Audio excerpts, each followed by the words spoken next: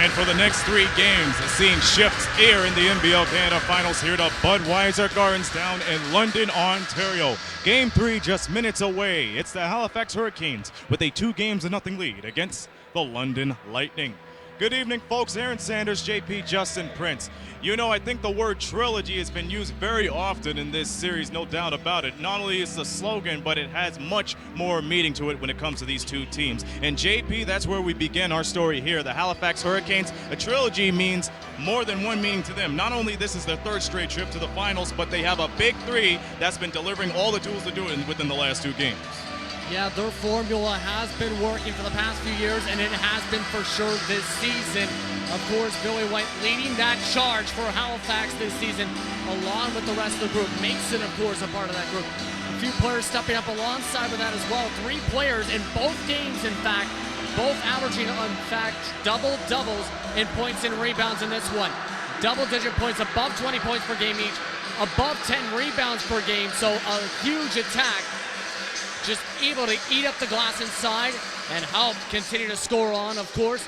Mason also outside of that double-double group, but still putting up 20-plus points per game, basically, for this series so far, as we were discussing just before we got on the air as well. Absolutely. Well, in Game 1, it's been the big 3 that struck it rich right out of the gate.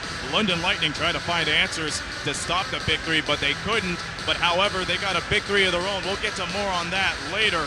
But now we go over to the London Lightning. Like we said, they tried all they can to stop the big 3 right down on the post. I mean, with Julian Boyd, Garrett Williamson, and Doug Herring Jr. These are veterans that are accustomed to the vibe of the NBL Canada Finals, but they cannot find answers to finish strong or stop Halifax's tough offense. Yeah, they've been having issues, it seems, to try and break through the interior defense that Halifax has had throughout the start of the finals for this year for sure.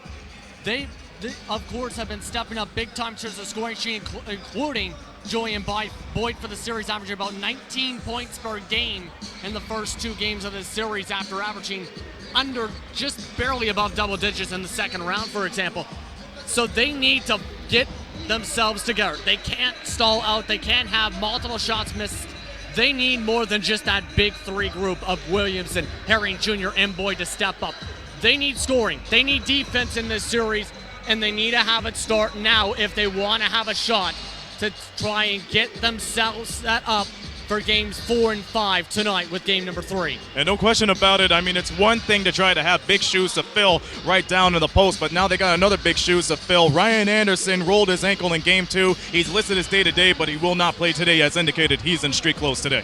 Yes, just discussed it with him, where, of course, wanting to take things calm, keep things steady day to day, maybe back for game 4, who knows at this point, maybe back for game 5. But again, once again, day to day. Basically, he said it the best way himself, and probably the understatement of this broadcast. Basically, how they play for these next few games will change how the series goes. And this is something where without Anderson, they're going to miss somebody who will help them in terms of the defense a bit for the big man spots and the forward spots, and somebody that, if he heats up, can be an impact player on the perimeter. So somebody needs to step up. Someone you brought up yourself, maybe a bit more seeing Friesen Laddie into the rotation. Might see, I think, in my opinion, Kirk Williams Jr. become more of an impact player. That has been a bit more of a statement here for this year's finals. See him play even more so minutes potentially to fill the forward spots. There's a lot of potentials here, of course. Every single route comes down, though, to how do these 2 teams play for game number 3. And let's be careful about what we say, because we just seen the assistant coach of the Halifax Hurricanes and Mike Leslie passing down there. We don't want to give them any information, but we talk about this game tonight. Keys for Halifax tonight. If they want to go up 3-0, what do they have to do? Well, what they have to do is right now, the main strength has been rebounds, more rebounds, just eating them alive with that core 3 of players in the double-double range. Keep up that production. They're going to be able to keep up those opportunities, get a few offensive rebounds, and be able to have second chance points on the inside. They got to make sure they continue to lock down the inside, because London's been shooting around the low 40s to high 30s in the first 2 games of this series. Get themselves out of the rhythm in terms of London's offense. continue to lock down the defense, go from there, and continue to score and score as much as they can. They have been basically having the same 5 or 6 players basically taking over the ball games in terms of the double-digit scoring, including the 1 or 2 players off the bench. Rest of the bench, not there. So basically, you have players stall out, it's going to be much closer. You keep up the production for the first 2 games, you're in a much better situation. And let's keep in mind the bench only scored a total of 18 points in Game 2. That's Taquan Zimmerman with 12 and Mike Poole with 6. London Lightning, the next 3 games, it's in their favor. Home court advantage, but they really got to get a move on. How can they do that? Well, to get a move on here, they got to find a way to mix up the offense here and try and get it woken up, because if they struggle early on the gates, especially on their home floor, this series could be done right then and there and could be in trouble for the rest of the way. But basically, get the offense together, be able to be prepared to fight for offensive rebounds and fight on the box outs and try and maximize your matchups. It's going to be a bit of a struggle, of course. We were just discussing this. Boyd probably is going to be on White very likely for much of this game. Bolden going to be matched up with him a bit as well. Got to capitalize on the defensive side, because if you allow Billy White to really have that agile movements and continue to charge inside, have penetration offense in the low post, he's going to eat this team alive. So be prepared for that. Maybe send some double teams to get him off his rhythm. Well, everything comes in threes tonight. This is the trilogy. This is Game 3. Halifax want to go up 3-0, but the London Lightning want to say something about it. That will do it for our pregame. We'll see you folks at halftime. Carrying you on with the call will be Brendan Jameson, Chris, and Tom Croucher on the call. We'll see you folks at halftime. Stay tuned for Game 3. It's the Halifax Hurricanes versus the London Lightning. Introductions coming up here on Knoxstrom TV.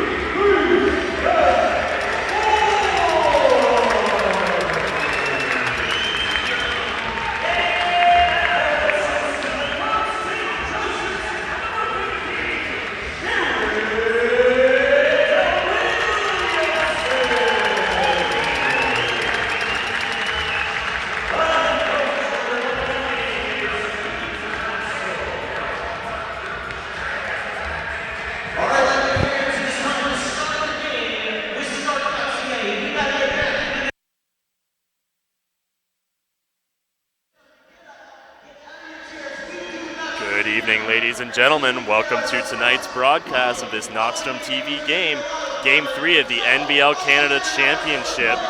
The hometown London Lightning stuck in an 0-2 hole facing the Halifax Hurricanes. Brendan Jameson with Chris and Tom Croucher.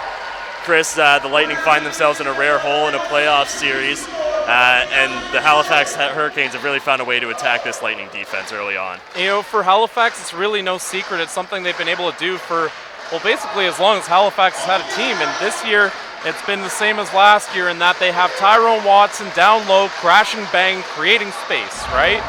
Billy White then takes advantage of that space, using post moves to get those mid-range jumpers in to make cuts to the rim. And then when everyone's gone, okay, Watson's going off, Billy White's going off, we have to have everyone close down the inside. Then you got guys like Antoine Mason drilling three-pointers right over your heads.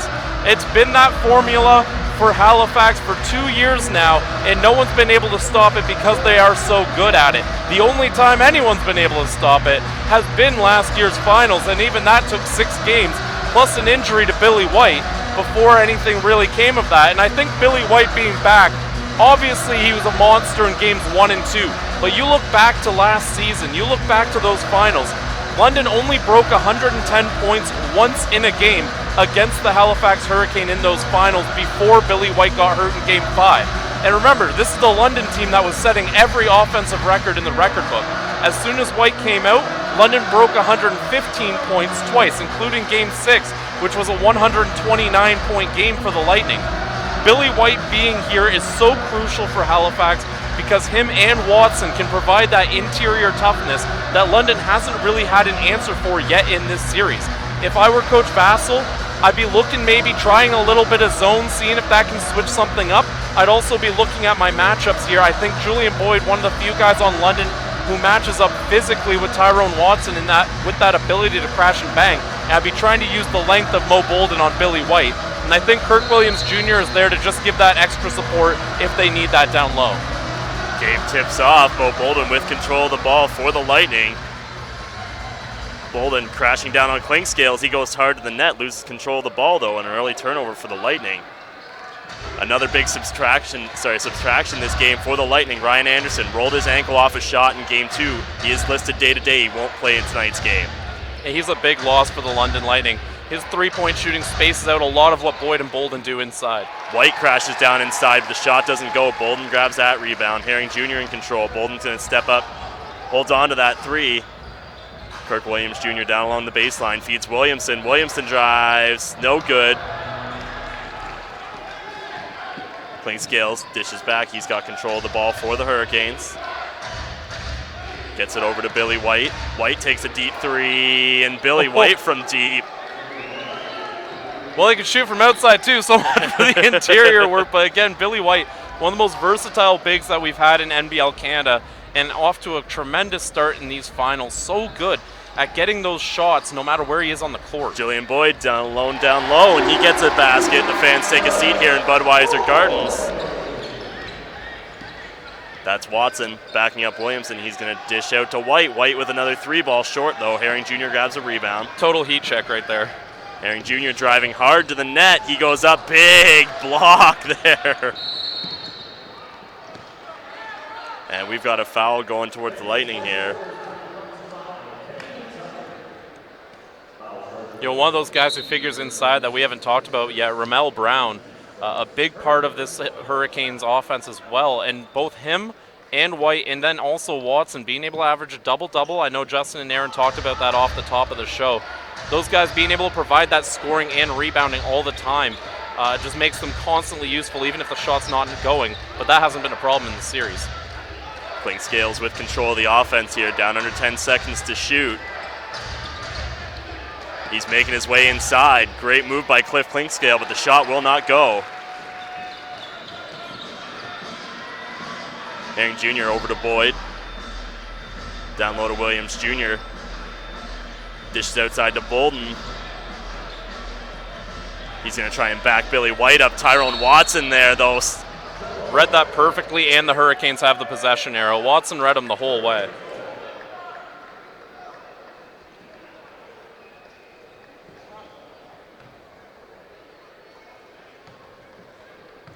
So Clinkscales across the timeline.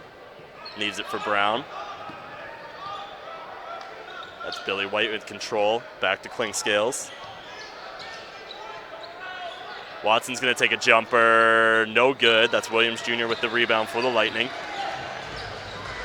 He'll move it down himself. Leaves it for Williamson. Dishes back to Boyd. Thinks three, but checks it. Backs up Brown. Loses control of himself, but manages to dish it to Williamson. Williamson back to Boyd. Boyd three over top of Brown. No good. Williamson grabs the rebound, though. Boyd coming in. Just a little lay-in for two. Great hustle there from the London Lightning. Julian Boyd keeping up with the play. But Halifax is doing an excellent job keeping London out of the key. They only got in there that time because of a rebound. Couldn't really come anywhere near the basket before that. Watson over to White. White driving in on Bolden. Outside to Clinkscales. Brown cross court to White. White with another three ball, and Billy White putting up the three ball early and often so far in this game. You can't sleep on Billy White out there. Of course, he's one of those guys. He's going to be inside and outside. You got to be ready for it at all junctures of the game. That time, though, a bit of a rushed move. I don't think Bolden had the corner on him. Didn't need to go for that steal. So the foul goes toward Billy White.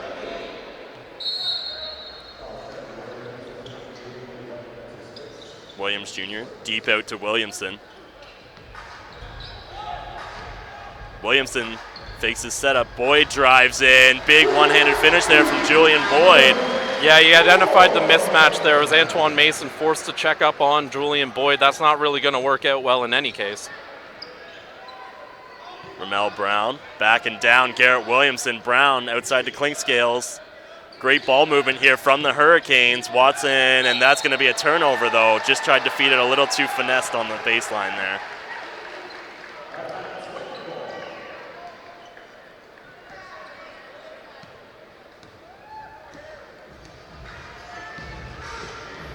Tie games in the early going here, 6-6, 8 minutes remaining in the first quarter. Herring Jr. takes a quick step-up jumper, and that falls. You know, Herring Jr. has been a really big part of these finals. His scoring average up 10 points per game from the previous round, averaging 19 points per game in the finals. Brown dishes to Watson. Watson leaves it down low for Billy White. Mason trying to get around Williams Jr. Billy White on the outside. Another three ball, no good, short off the rim. Williamson driving, slashing through the court, leaves it for Williams Jr. He'll step up and take a free throw. 2 points for Williams Jr. Kirk Williams Jr., tons of championship experience as a member of the Windsor Express. He's the guy who's constantly come through in the clutch, and it makes sense for London to try to put him in the starting lineup, maybe add a bit of a spark to them out of the gate. White down low to Watson. Clinkscales. And that's a deep three ball there. Mo Bolden with the rebound. A little bit of a rush shot there from Antoine Mason. Mo Bolden, smooth move down low, the crossover, and the two-handed slam. Man. That's a 6'10" man that did that. Holy. Clinkscales outside to Billy White.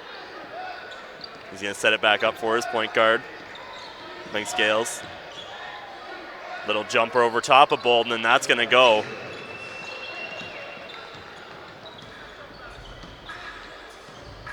Herring Jr., quick three, and a great shot there from Herring Jr. around that screen, launching off the ball.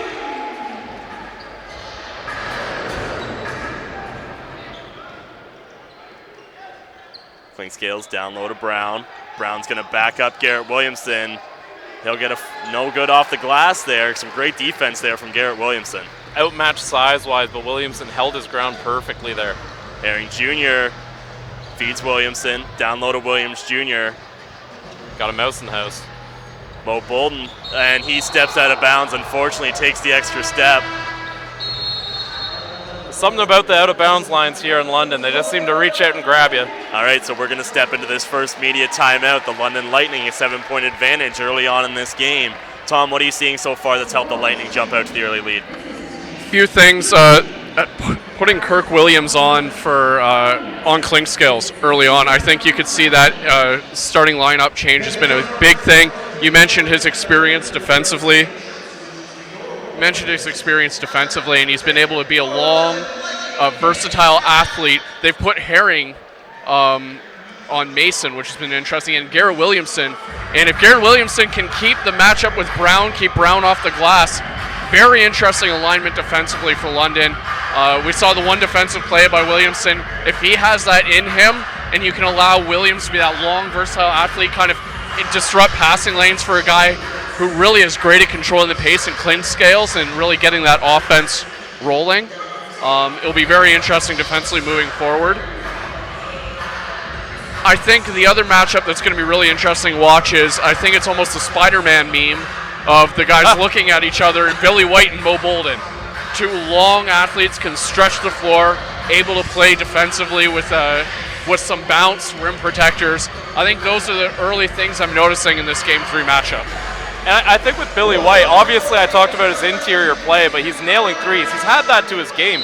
But I think this is him scoring without having to use those post moves. He's got some great footwork when he does get down low. Yeah. If he's already filling the bucket before he's even needed to go to that part of his weapon arsenal, that's a pretty good start for him. Well, you got to think of, for a guy like him burying that three early on, I think that's got to be a pretty good thing and motivator as you go forward. So we step back into the first quarter here, 5:46 on the clock. The Lightning with the 15-8 advantage over the visiting Hurricanes. They begin with possession as Mason controls the ball. Clink Scales dishes to Watson. Watson's going to drive. Down low to White. White's going to try and back Bolden up towards the net. Jumper doesn't go. That's Boyd with the rebound. One change out of the timeout. Kyle Johnson on the floor for the London Lightning.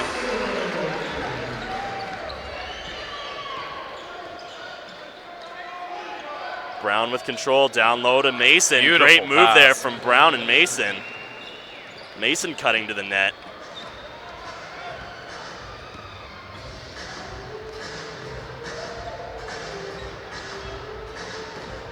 Herring Jr. with control of the offense for the Lightning. Dishes for Kyle Johnson.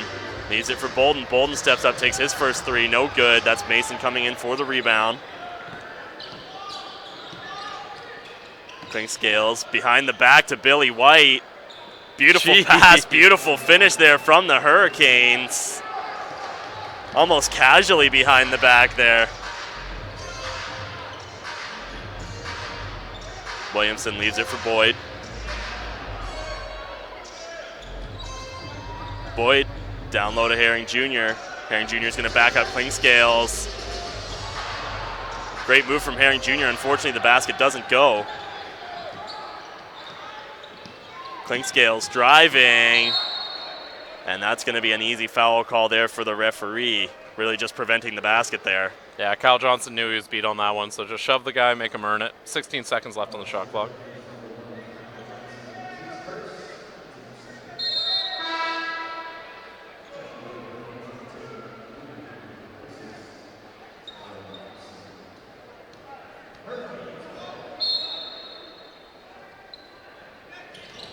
Great inbounds pass. Unfortunately, the bucket doesn't go. Billy White. Garrett Williamson with control. Dishes to Boyd. Boyd takes a three. No good. Williamson in there with the rebound, though, and he can't go in and finish. Billy White's going to pick up the foul here.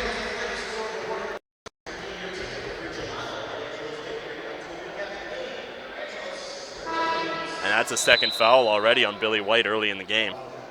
Been a rather slow pace to this game. Of course, London #1 offense in NBL this season. A little unusual for them to be held under 100 points as they were in Game 2. Look for London in this game. I think they definitely need to get that offense going, and I think one of the guys to do it here, Kyle Johnson on the floor, one of the hotter shooters in NBL Canada. When he gets on a roll, it's a sight to behold. So I think they're going to start running some plays, maybe see if they can get something going with him here. Missing free throws ain't going to help you get to 100, though. Williamson misses his first, and he misses both of them from the charity stripe, an issue all year long for the Lightning. And Friesen Laddie, unfortunately, wastes a popcorn.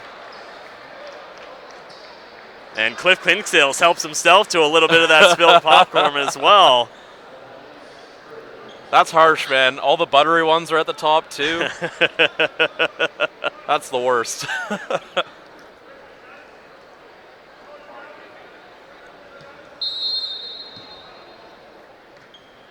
Klingscales deep pass there for Bolden. Very optimistic pass. Julian Boyd just loses control of the ball. Antoine Mason, deep three, no good from the corner. Mo Bolden grabs a hold of that.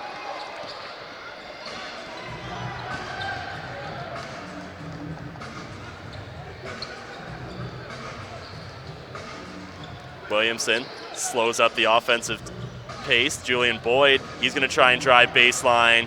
Dishes to Friesen Laddie. And almost a beautiful finish there from Friesen Laddie. Can't quite get it over that rim, though. That's Mason charging the net and just gets it over top of Mo Bolden.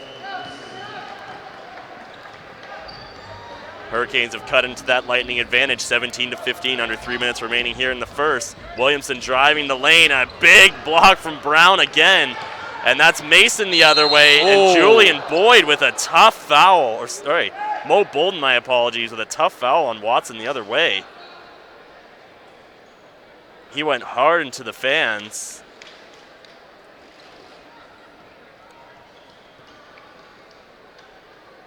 Gotta hope he's okay here. London might be a little lucky if they get away without a flagrant here. Mo Bolden's going to take a seat on the bench after that one. Just an extremely hard foul there. Bolden not wanting to give up that, what was going to be an easy finish there for Watson. He's up and moving around though. Gives that right arm a shake. Interestingly enough, look who's standing up for the London Lightning there. Is that new assistant coach Ryan Anderson right there? Always looking sharp, Ryan Anderson is. Nice purple suit. Watson 1 for 2 from the free throw line. Kyle Johnson leaves for Friesen Laddie. Kirk Williams Jr. driving towards the net. Easy foul. That's Mike Poole picking up the foul there, number 10 for the Halifax Hurricanes. I think they might actually put that on Ramel Brown. He kind of reached over to try and get at the ball there. Either one, it could have been either, really. Arena says it goes on Brown. His first of the game. Friesen Laddie to inbound. Klingscales not making it easy on Friesen Laddie there as he tried to go low to Marcus Capers. Kirk Williams Jr. checked back into the game after a short break. Friesen Laddie airs it out, picked off by Brown though.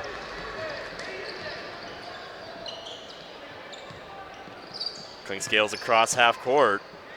Leaves it for Poole in the corner to Mason. Brown's gonna try and back Capers up here. And that's a turnover there for the Lightning. Williams Jr. cross court to Kyle Johnson. Kyle Johnson, three from the corner. Great shot from Kyle Johnson. We've seen him go cold to start some games. It's good to see him start like that. And London need to get something going from the perimeter. They've been attacking inside, which I'm all right with, but you have to get some shots to open that up, and they've been doing that here. Watson to Mason. Mason slashes in.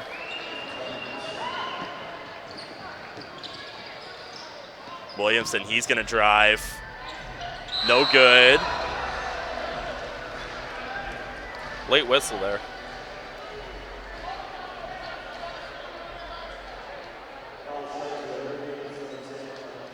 That's going to go on Mike Poole there. They're going to call it before the shot attempt, so Williamson's going to go to the line here. Anderson's got Williams Jr. Anderson and Kyle is Johnson getting there. very involved in this game. Yeah.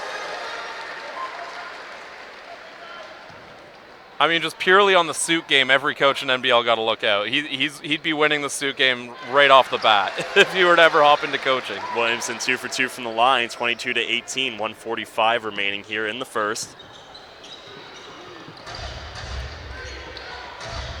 Friesen Laddie giving Klingscales a tough time.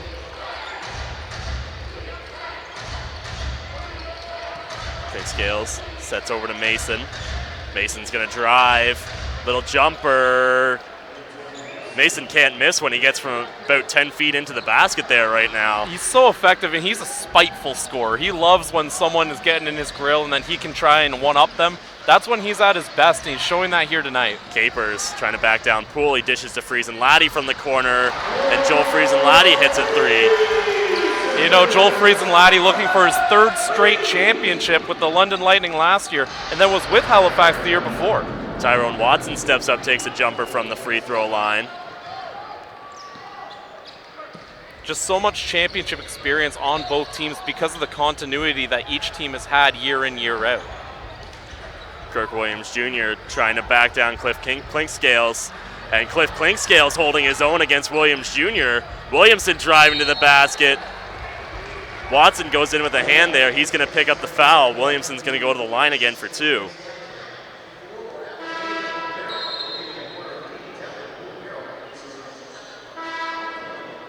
Big credit there to Cliff Clinkscales, holding his own against Kirk Williams Jr. and almost getting the turnover there. Well, Cliff's always been a tough guy, one of the most experienced guys in NBL Canada. And a lot of times teams have tried to take advantage of what they think is a size mismatch, but Clinkscale's always been one of those tough customers, able to handle that.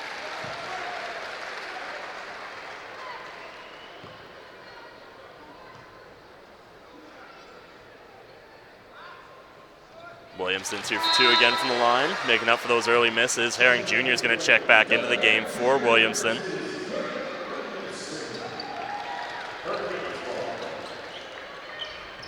We've got Taquan Zimmerman on the floor as well now for the Hurricanes. His first game action. Friesen-Laddie all over him though, but he's going to pick up the foul. Reaching over the back of Zimmerman there. Fouls on the floor, 26 seconds on the game clock, reset to 14 on the shot clock.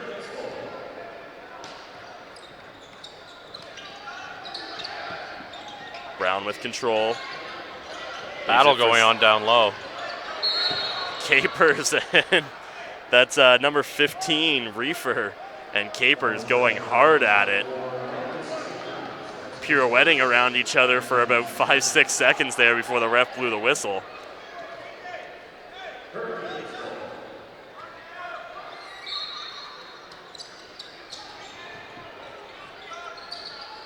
Zimmerman in control. Spin move off of Friesen-Laddie. That's Brown trying to back down Williams Jr. Floater won't go. That's going to go out off Williams Jr.'s hand, so shot clock is turned off. 8.8 seconds remaining here in the first quarter.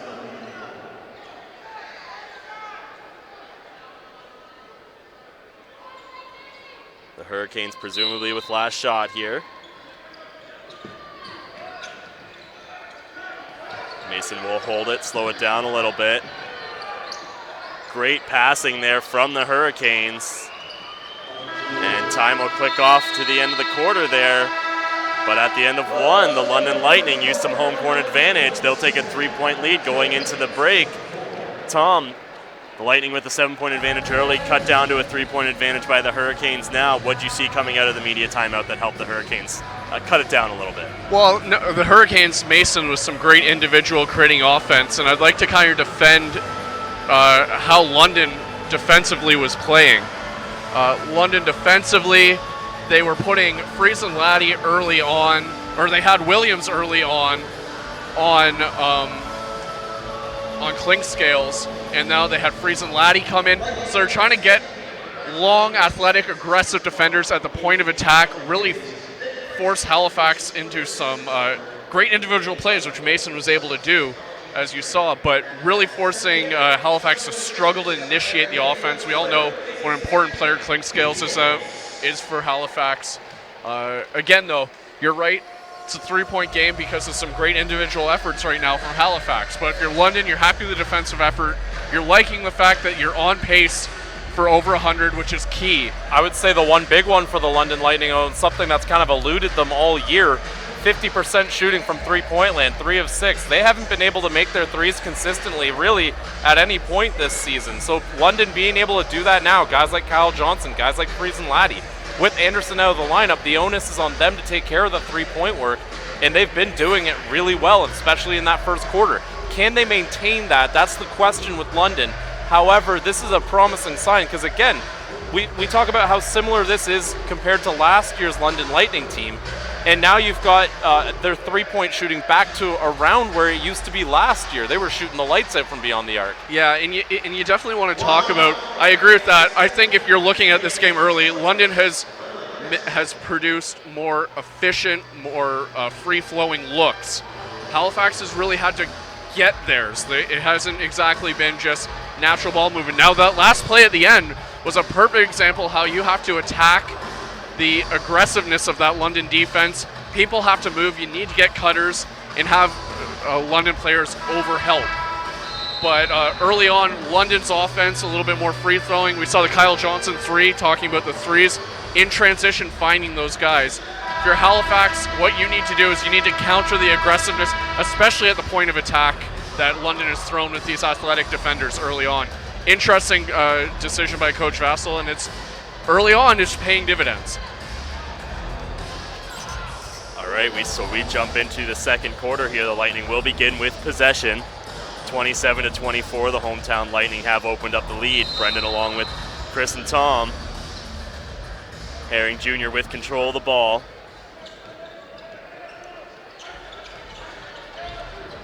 Leaves it for Williams Jr. He sets up a three of his own. Williams Jr. no good. That's Mason with the rebound. Mason down low to Brown, but he's going to lose control. Herring Jr. gets control of that ball, though. Capers pushing the offense here. Can't get it to go at the rim. A couple hundred fans in Bud here kind of want the foul call. They're not going to get it with the Hurricanes moving quickly the other way. Zimmerman slows the ball down.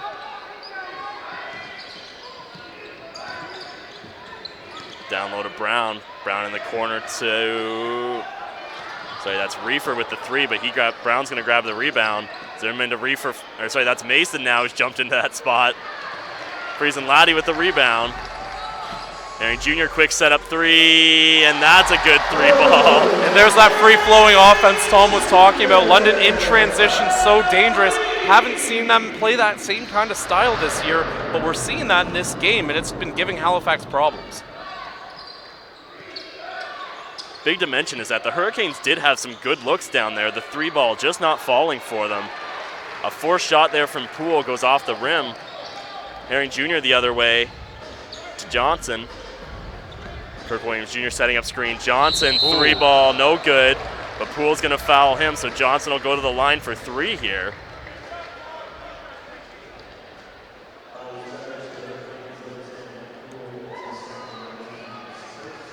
I know Mike Poole's going to argue that call, but that's one where you could see he kind of had that oh no moment when when Kyle Johnson was there.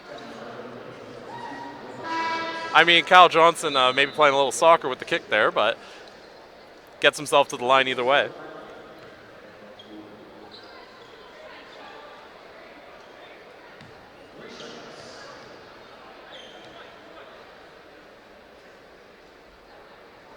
And almost a dangerous one there from Kyle Johnson. Visited every part of the rim there. It's not how, it's how many.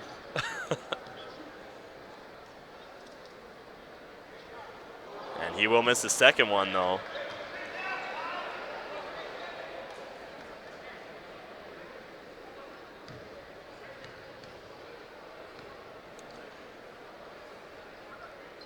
So 2 for 3 for Kyle Johnson.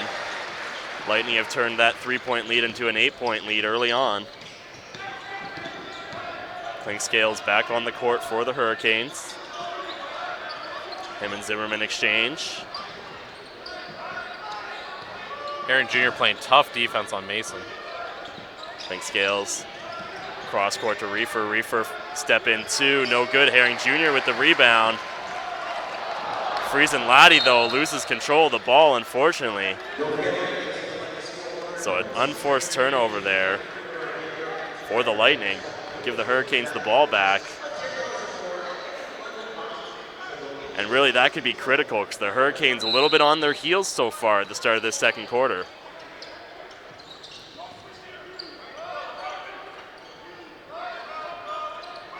Mason Waiting for Dixon to set up screen. Dixon over to Zimmerman. Zimmerman steps in for three. Zimmerman, good three ball from him. Being patient, stepping around the shot block of Friesen Laddie.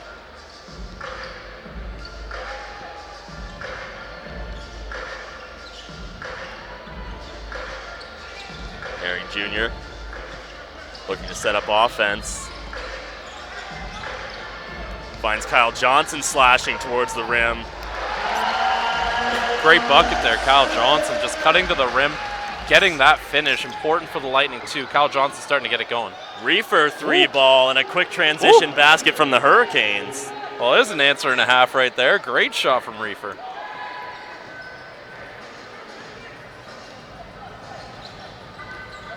Herring Jr. dishes to Friesen Laddie. Friesen Laddie charging towards the basket. He leaves for Williams Jr., who delicately puts it off the glass as the alternative to the slam. That's Mason in the corner, and he's got his three ball ignited. Bit of miscommunication down low. Herring Jr. and Capers. I believe it was, I'm not sure who the player was on Halifax. I think it might have been Dixon, left wide open down low, and Herring Jr. and Capers. Capers not getting back in time. Herring Jr. trying to cover him. Leaves that corner three open. Herring Jr. finds Williams Jr. and a big block there by Dixon, but they're going to call the foul on the hands. So Williams Jr. to the free throw line.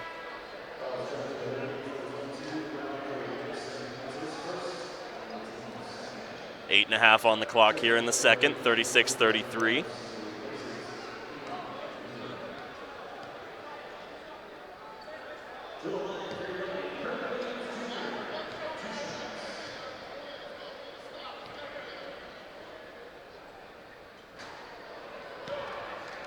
Williams Jr. misses the first of his.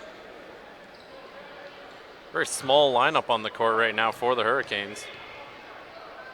After Dixon, you essentially have 5 or 4 guards out there, pardon me. Williams Jr. salvages the second free throw. Zimmerman with control of the ball. Leaves it for Klingscales. Klingscales tries to make a move past Williams Jr. Williams Jr. making it hard on him, but that's Dixon with the rebound. And Capers, Capers just trying to, I guess, save himself or the basket. Either way, usually not where you're supposed to end up on the defensive end of the floor. That's certainly a new one. We'll see there. I think they're discussing if it's going to be goaltending or not. Not a play you see happen a lot. They are going to count the basket here by the looks of it, so Dixon's going to get 2 and 1 here. So probably one of the more interesting three-point plays you'll see in basketball, and definitely, definitely an odd one. I can't say I've seen that before.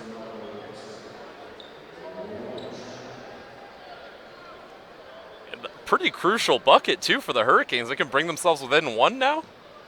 Wow. What a bizarre way to get back into a game.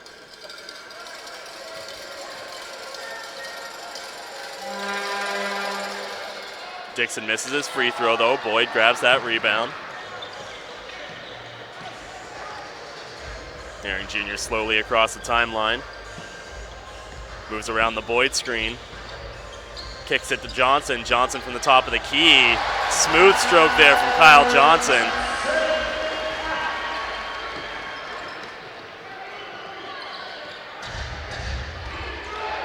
Zimmerman. Dixon setting up screen for him. Peels off though. Zimmerman with control of the ball again. Some great ball movement there from the Hurricanes, but that look won't go there.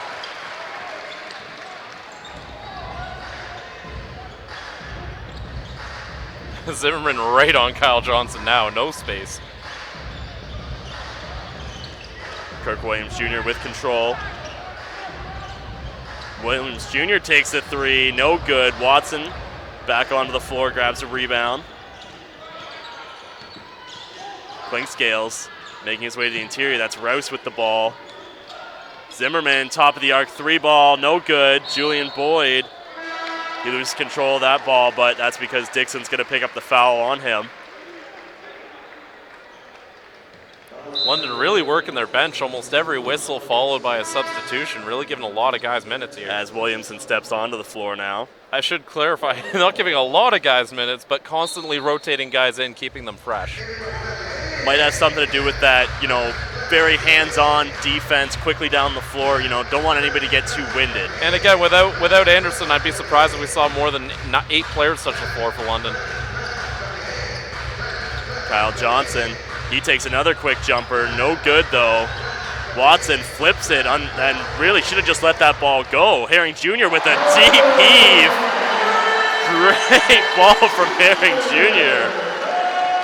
He's been assaulting the record books in Lightning history with all his assists. We forget, this is a guy who was an all-star as a scoring shooting guard for the St. John Millrats years ago. So we see Watson into fouled. the crowd. He goes hard into the seats again. Thankfully, nobody in those ones at the moment. That front row better buckle up. That's twice now Watson's gone in.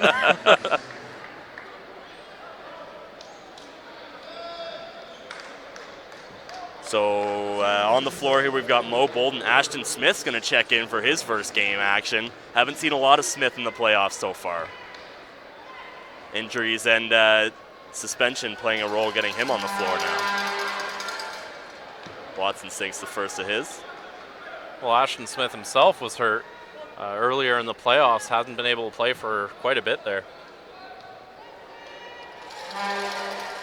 2 for 2 for Watson. 42-37. Just above 6 minutes remaining here.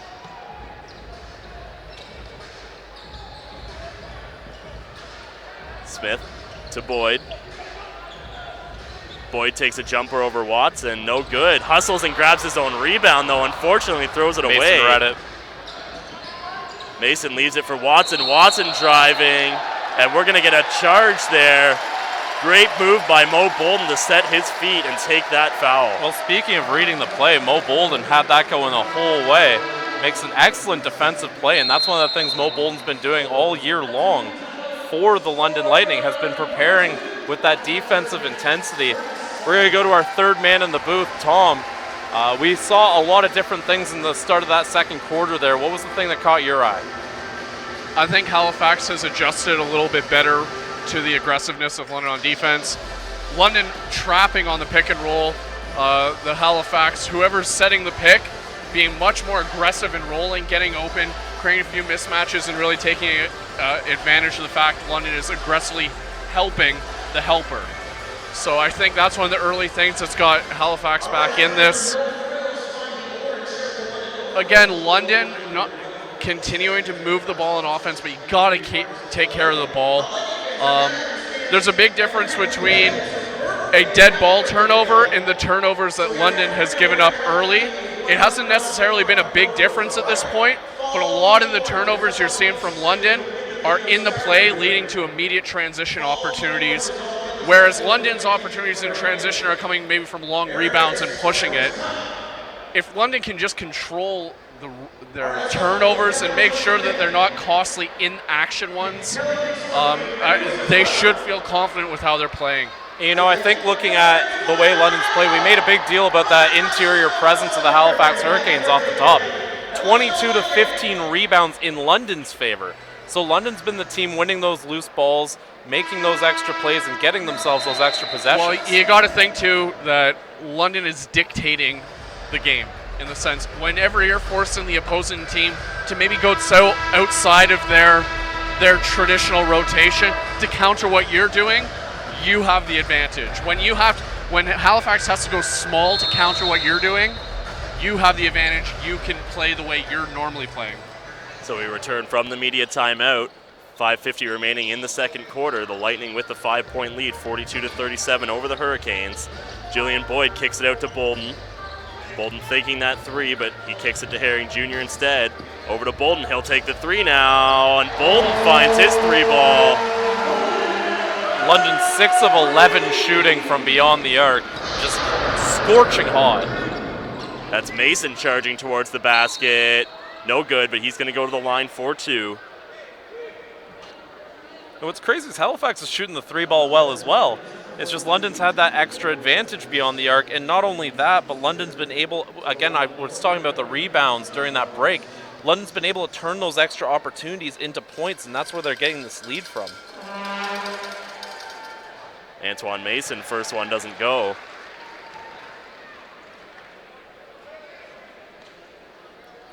Watson and Brown exchange some words there as the Mason lines up for his second.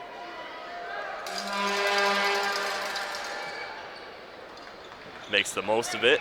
Drains 1 and 2. Ashton Smith for Williamson. Garrett Williamson over to Smith. Down low to Bolden. He's going to try and push Brown back. He gets the jumper up.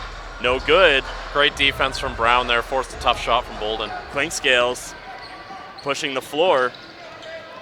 He's going to move along that baseline. Out to Mason. Up top to Watson.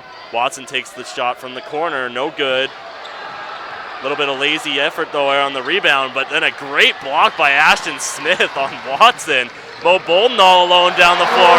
Big two-handed slam there from Mo Bolden. And the Lightning have the crowd in their favor right now. They are letting the Lightning know that they don't want this series to end in London. They want it to kick back to Halifax, but that's Zimmerman with the answer. That's one of the ways that Halifax has kept this game from getting out of hand, is Halifax has had an answer for every big London play. They got to start making some big plays of their own first, though. Herring Jr. step up 3, no good. Boyd with the big rebound, though, and unfortunately turns it over there. Williamson's going to pick up the foul, so Watson can't run away with it. Big effort there from Boyd. Unfortunately, just turns the ball over trying to feed it out to Garrett Williamson.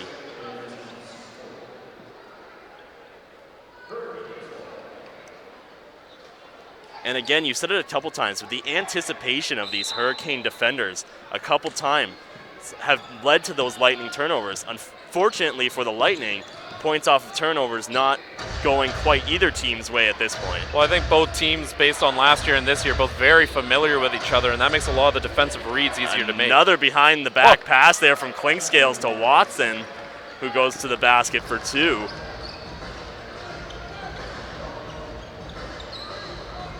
Williamson is going to try and back Mason up towards the basket. Dished outside to Smith. Smith charging. He goes in. He's going to get fouled there. It's going to be on Clinkscales.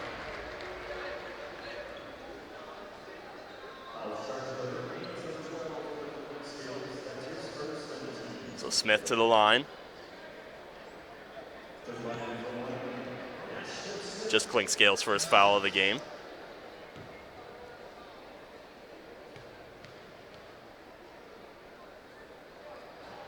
Big arching foul shot there from Smith, doesn't go.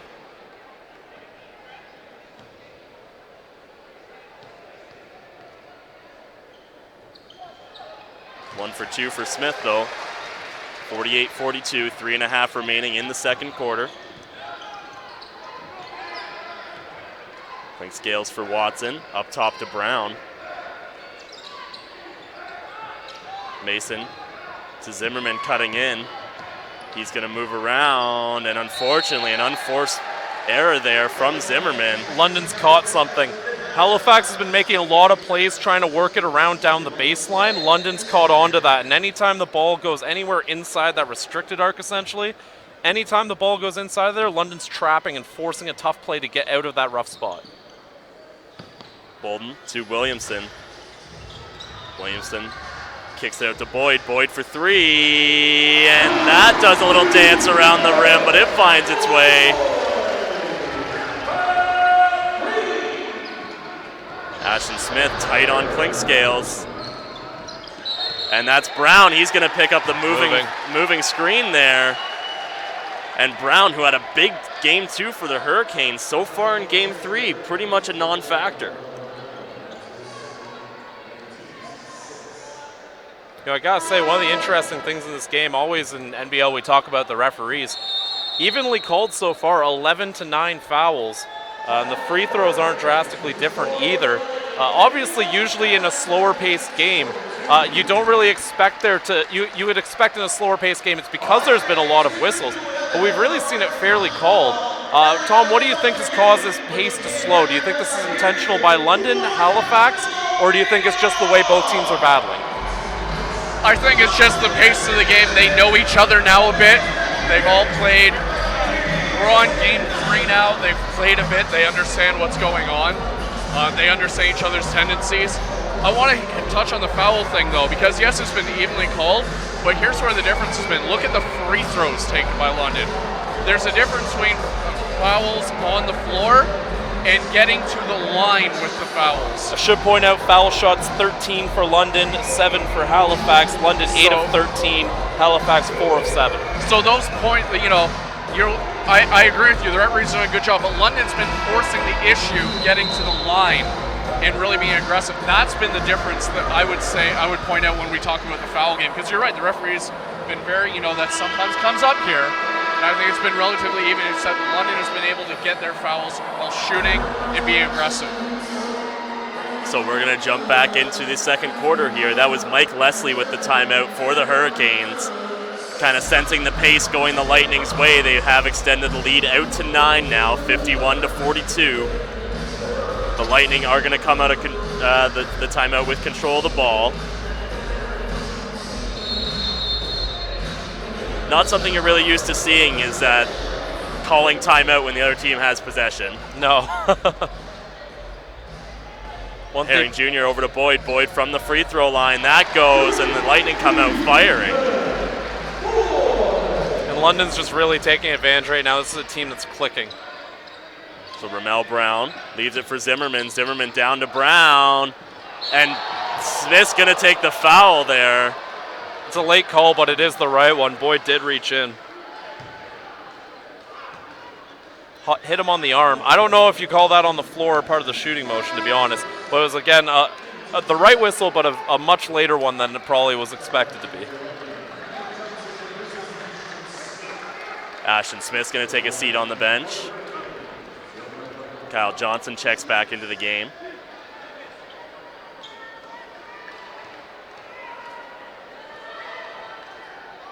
Brown finishes off his first free throw.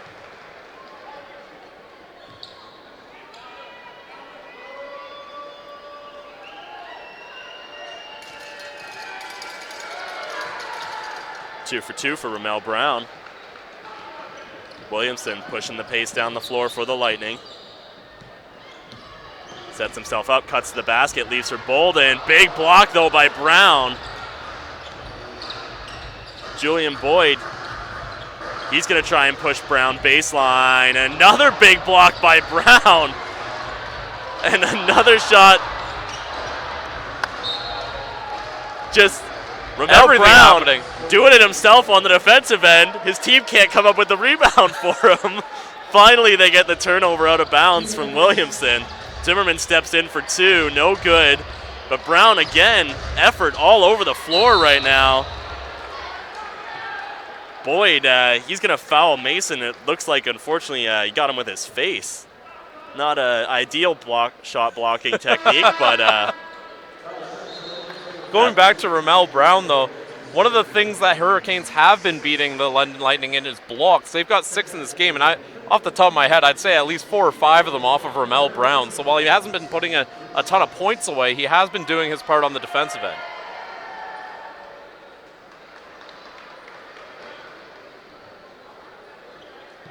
So Kirk Williams Jr. is checked back into the game as Julian Boyd takes a seat on the bench.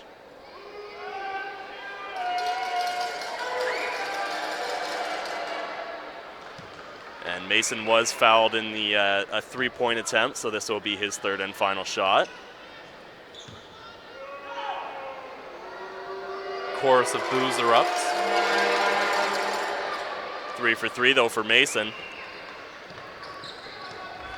Down under 2 minutes remaining, 53-47. The Lightning still holding on to their lead. They haven't let go, except for a couple minutes in the start of this half. Clinkscales with a great defensive effort, unfortunately heads right back to Williamson, who drives, kicks out to Kirk Williams Jr. for three, and Kirk Williams Jr. finding himself again from three-point land. You know, the London Lightning got to be asking themselves, where was this all year, the way they're shooting the three ball tonight? Wow. Cliff Clinkscales feeds Mason down low. That doesn't go. Herring Jr. bats the ball to Bolden. Bolden pushing it down the court. He goes in, no good. Gets his own rebound off the glass. Again, no good. Ramel Brown, big defensive effort, changing that. Clinkscales for three. Mason with the rebound. Kyle Johnson coming in. Those fans again. Be Almost. careful. Be careful. Getting that front row, getting just every dollar's worth out of that ticket. So the Hurricanes again are going to take a timeout here. Mike Leslie wants to set up the offensive for his team here. Tom, uncharacteristic three-point shooting so far in this game for the Lightning. Any real explanation other than it's just going in? It's in rhythm. You know, you don't necessarily think of Kirk Williams Jr. as one of the premier shooters on the Lightning, but when you get that ball in rhythm, it's amazing what that can do for a player's shot. I just want to defend my boy Brown here. You guys were saying he wasn't making as much an impact earlier.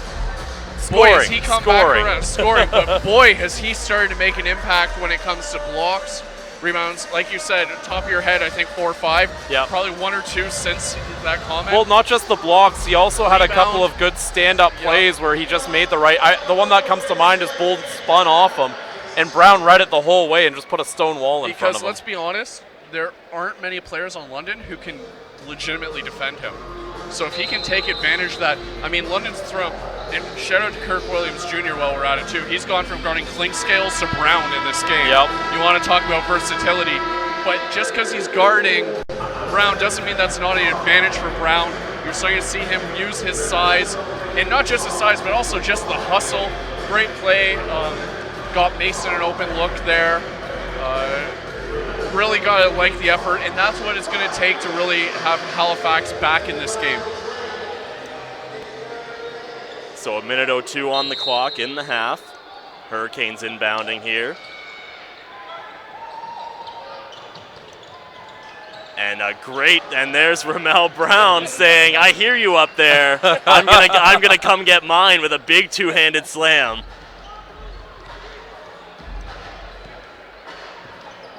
Herring Jr. methodically works his way down court, feeds Bolden at the rim.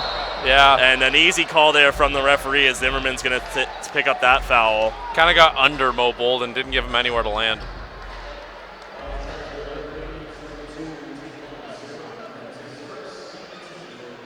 So Bolden to the line for 2.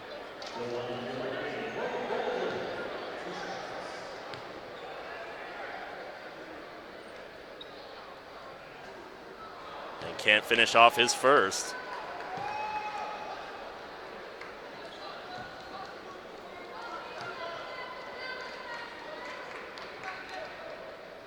One for 2 for Mo Bolden, though. Clinkscales flying down the court. Leaves it for Mason.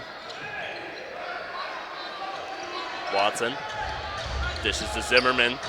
Zimmerman, two-pointer, kind of tries to buy the foul there from the referee as he throws himself into Bolden. That's Kirk Williams Jr. with control of the ball, though. Leaves it for Herring Jr. About a 3-second shot clock, game clock difference right now.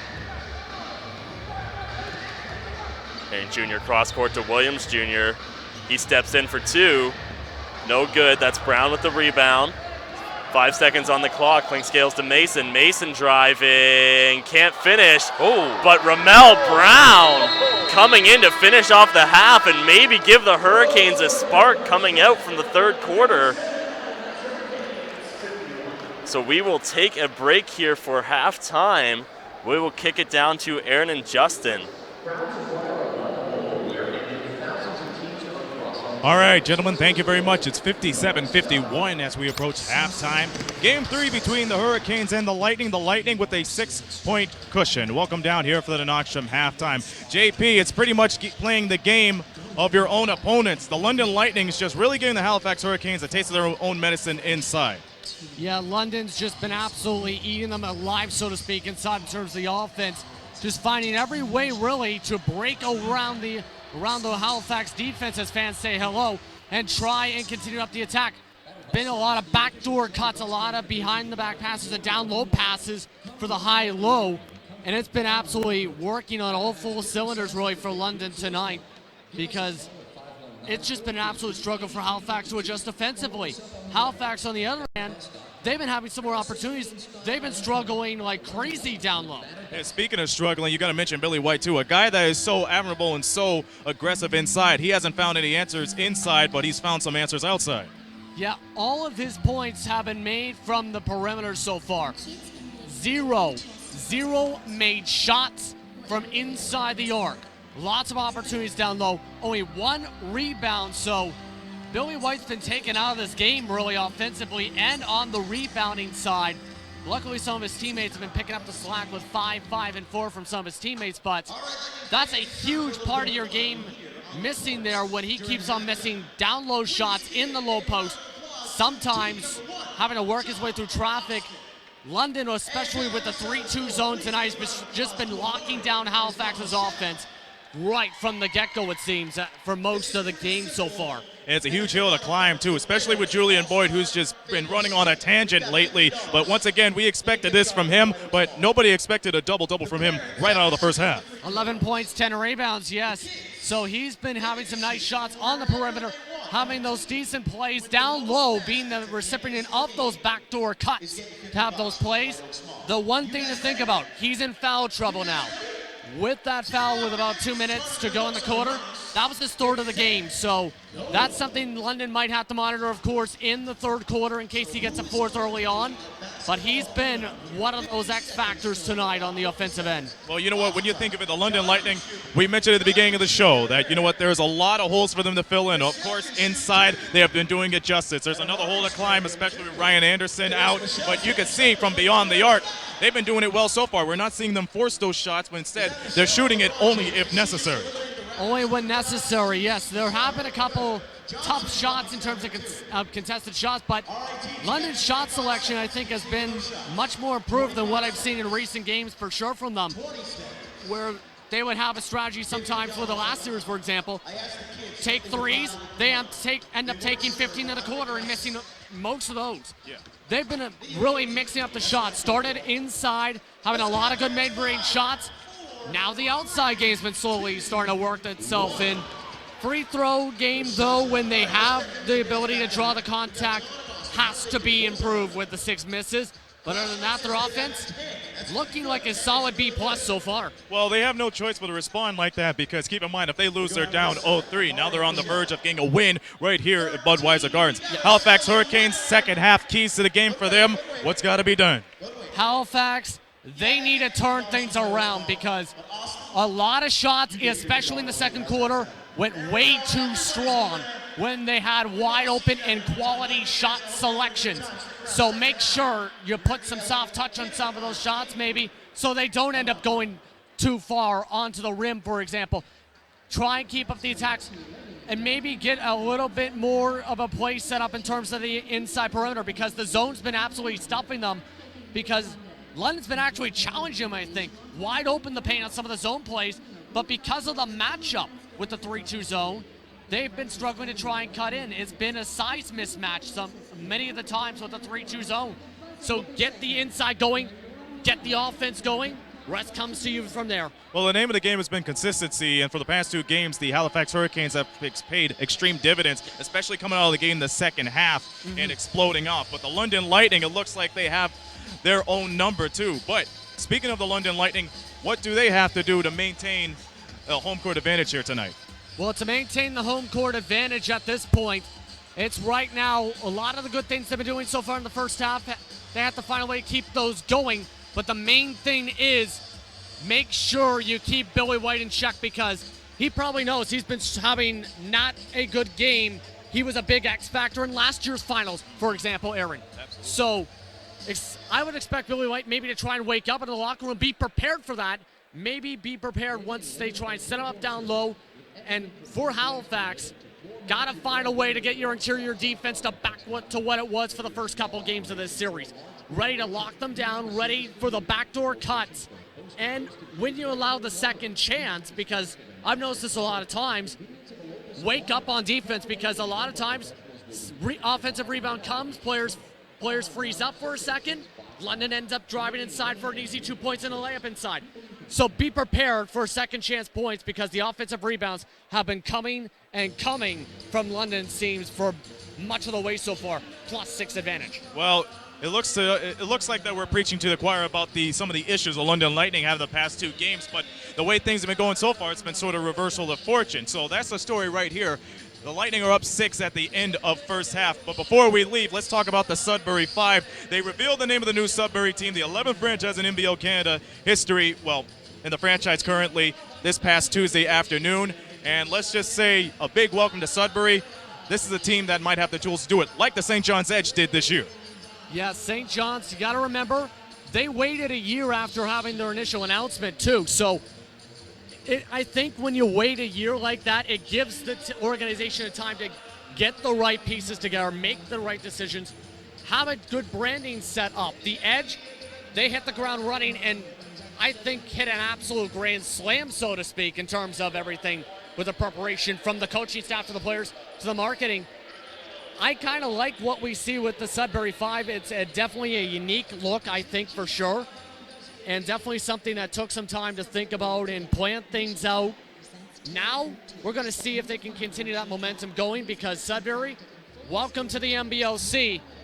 Very unique market. First professional basketball team for them in, at the very least, a very long time for them. So, chance for them to grow and be a huge market, just like what St. John's did this season. Well, as the league grows, so does the fan support. And this 2018-2019 season will be the 5th season in a row that we welcome an expansion team. Well, correction, it will be the 4th season in a row. We started out with Niagara back in 2015-16, and we all know what happened along the lines after that. We welcome much more teams, much more players, and like the St. John's Edge, I best believe that the Sudbury 5 are going to have the tools to do it. So all the best to them during the offseason. This is going to be an interesting ride to see how the Sudbury 5 plays out next season. But as for this season, the NBL Canada Finals Championship is on the line, and the London Lightning have a 57-51 lead at the end of the first half here in Game 3. We'll be back in a few minutes for the call of the second half with Brendan, Tom, and Chris right after this on Knoxstrom TV.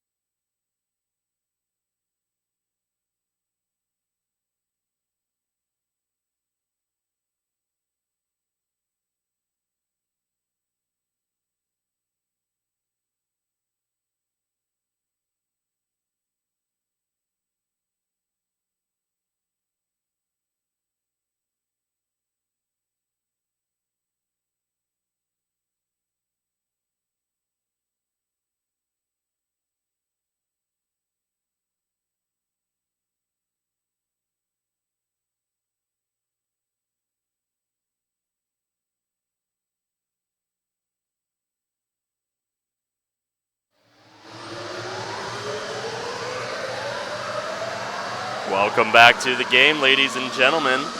Out of halftime, the London Lightning hold a 6-point lead over the visiting Halifax Hurricanes in Game 3 of the NBL Canada Finals. Chris, really a great half of basketball from both teams. The Lightning have seemed to figure out this Hurricane attack and really have attacked it on their own. A lot of energy on the court, pace on both ends, a big deal for them so far. Well, I think a contributing factor has been the fact that Halifax really got into some foul trouble with their front court. No one over 2 fouls, so they should be okay for the rest of the game. But you have Billy White, Tyrone Watson, Ronaldo Dixon, and Ramel Brown all pick up 2 fouls early in the game. Billy White pretty much had to be taken out for the entire second quarter. And that's an impact player not being able to take the court for the Hurricanes. That's a problem. So I think for the Hurricanes, it's going to be about, now that you've got a little bit of breathing space, now that the foul trouble has kind of been swayed off a bit, how can you get those guys back integrated and involved in the offense, specifically Billy White? We saw him go 3 of 5 from the three-point line in the first half. That's great when he's shooting the 3 ball, but we've also seen him play on the inside as well. We've seen those post moves. They're going to need to get some of that going for him too, because I don't think you can rely on the 3 ball as his primary weapon. Hurricanes start the half with possession. Billy White back on the floor for the Hurricanes. Cliff Kingscales in control. Kicks it over to Watson. They reset. Down under 10 seconds to shoot. Kingscales down low to Brown. Kicks it over to Watson. He goes up and under. Brown with the big offensive rebound. Floater won't go for him. Brown just a monster under the net right now. They back it out and reset. An absolute beast for the Hurricanes in this game. Clinkscales, jumper from the corner, no good. Oh my goodness, Clinkscales feeds Brown, finally can get the basket to go. Well, London had a rebounding advantage. I wouldn't be surprised if the Hurricanes just made it up in that. The Hurricanes were not leaving their end without a basket there. Williamson circles the arc. Over to Herring Jr. Herring Jr. down low to Boyd, kicks up top to Williamson. Williamson for 3, and that's a good answer there from the Lightning, getting a basket after that strong offensive presence from the Hurricanes to begin the quarter. Brown into Watson. Mo Bolden matched up on Billy White. And he can't get that one to go past. No basket, though. White grabbed it while the ball was still on the interior of the rim. Remember, we do play by FIBA rules, so if the ball is on the outside, you can play it. Billy White just very unhappy with that call. So the Lightning with the turnover, Williamson with control. Over to Boyd. Herring Jr. tries to get a little floater high off the glass there. No good. Tyrone Watson driving hard the other way. You know, I don't think that was actually meant to be a floater from Doug Herring Jr. I think he was trying to kick it outside, lost the handle, and just kind of had no choice but to throw it up there. Williams Jr. driving baseline, trying to back Watson up. And that's a turnover there. Brown running down court. Herring Jr. is going to pick up the foul to prevent the basket the other way. You know, I'm okay with that foul. Don't make it an easy bucket there. You knew it wasn't going to be clear path because Williamson was in the way, but Williamson would have been in tough trying to defend that. So get the defense back. Herring Jr. with a foul to give. Clinkscales kicks over to Mason. Watson with the ball now.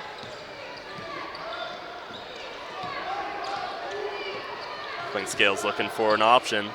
He'll go down low to Watson. Watson backing up Williamson. Boyd with the help. Brown with the little floater. No good. Williams Jr. grabs a rebound. Williams Jr. driving. He's going to back up Brown, and he gets the floater over Brown.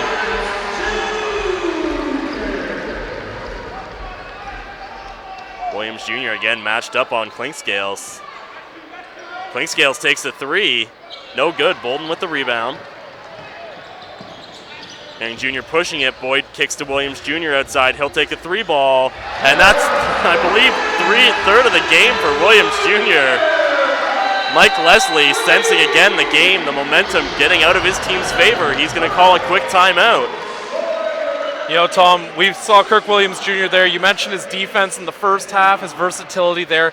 What has Kirk Williams Jr. brought to this team on the offensive end as well that's helped London out in this game? Floor spacing. We've seen early on, great job by Kirk Williams being a floor spacer. We also saw another guy who's not necessarily the biggest three-point shooter on the team, Garrett Williamson. And I'd like to reiterate, it's amazing what getting the ball in the shooting pocket can do for a shooter. You know, a guy like Ryan Anderson catch and shoot three is almost automatic, but he also can get it off the dribble. When you see a guy like Kirk Williams and Garrett Williamson, and when they're able to get it in rhythm, catch and shoot, it's amazing what a better shooter they can be. The offense really doing a great job of moving the ball, finding the right guys, Julian Boyd driving, kicking, that modern offense that you gotta love. And that's really helped London kind of extend their lead here as we've gone into the third quarter. You know, I think one of the things with London is they have a lot of guys. We mentioned the Kirk Williams Jr.'s, we mentioned the Williamsons, and how they aren't usually three-point shooters. But a guy like Williams Jr. historically has been able to make it if you leave him open. Williamson, maybe not as much, but again, if the shot's left open, he's been able to make that. So I think that's a bit of a case where Halifax almost didn't respect that shot enough from those guys. Because when, for example, this corner three from Williams Jr., there wasn't much panic about him taking that shot. And you know what?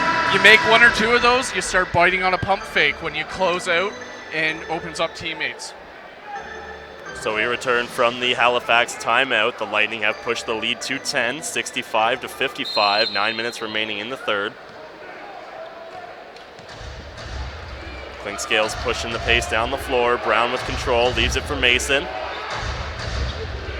Watson down low to Billy White, that Bo Bolden-Billy White matchup. Billy White, Bo Bolden making it tough on him. Kirk Williams Jr. kicks it over to Williamson. Williamson pushing the floor in the corner to Williams Jr. Goes baseline.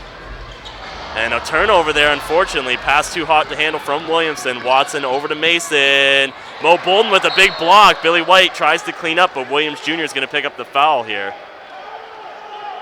You know, Williams Jr., that's only his first foul of the game. They need him to kind of keep clean on the foul sheet. Julian Boyd sitting at 3 fouls, and aside from Mo Bolden, haven't been a ton of guys who are able to play those inside minutes. And Bolden, you almost like him a little bit better in this matchup particularly, using that guard skill set against the smaller lineups that Halifax likes to put out there. So in the case of the front court for London, you're really looking at their two best options to play those spots with Boyd and Williams Jr. And again, Boyd at 3 fouls, Williams Jr. has to be the guy who can stay in that spot. White drains his first to 2. I should say one thing we didn't talk about nearly enough in the first half. Julian Boyd led the team in scoring and rebounds, 11 points, 10 rebounds for London. In London, we mentioned the rebounds being a big factor for them, and Boyd was a big part of that. Billy White does miss his second free throw, though. Williamson pacing the offense here. Kicks out to Bolden, top of the arc, 3 ball, no good. Way off mark there from Bolden.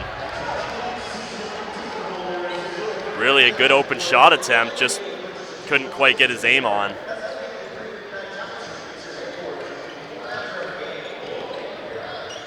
Mason, he'll take a quick 3, no good. Brown under the basket with the rebound. What a move there from Williamson. Kirk Williams Jr., the transition slam. Really a little bit of a comedy of errors there that just happened to bounce the Lightning's way.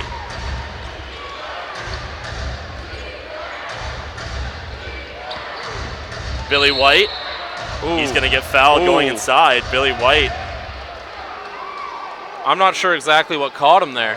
I think he might have taken an elbow off the back of the head.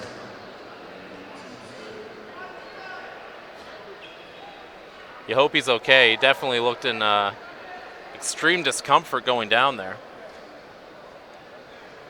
It's that you're not expecting it, you know, when you get up and you bump your head on a shelf or something like that. I think it was one of those situations. Kind of got you seeing stars for a little bit. I think ref making sure he's okay to actually take these free throws here.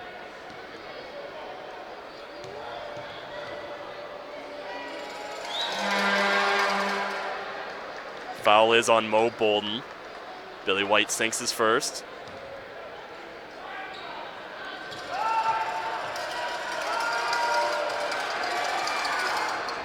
White goes 2 for 2.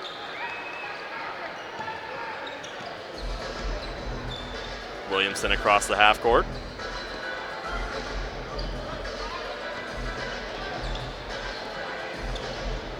Almost loses control of his dribble.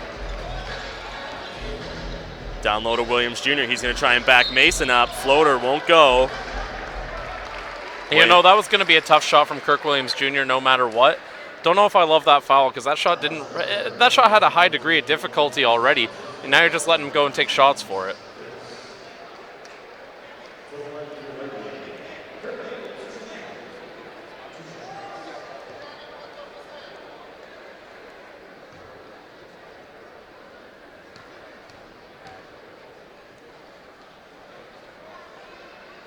Williams Jr., though, doesn't make them pay, misses the first free throw.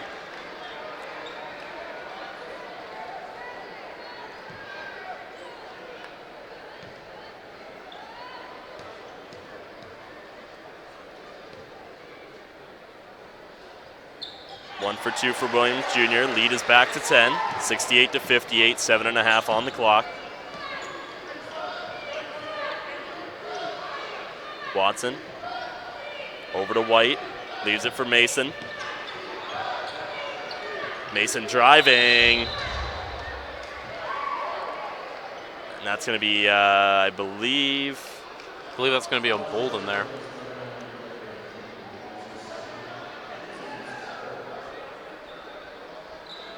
Only the second foul on Bolden, though. Bolden's had an effective game, too, 8 of 8. Or pardon me, 8 points, 8 rebounds, not 8 of 8. Almost. I think we'd be talking about it a little more if he was. Yeah. Mason sinks the first.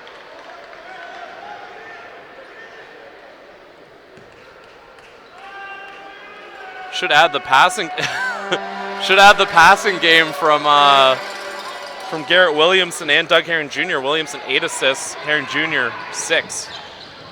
Williamson driving, slashing to the rim. Floater won't go, though. Billy White with the rebound. Clinkscales moving quickly up court.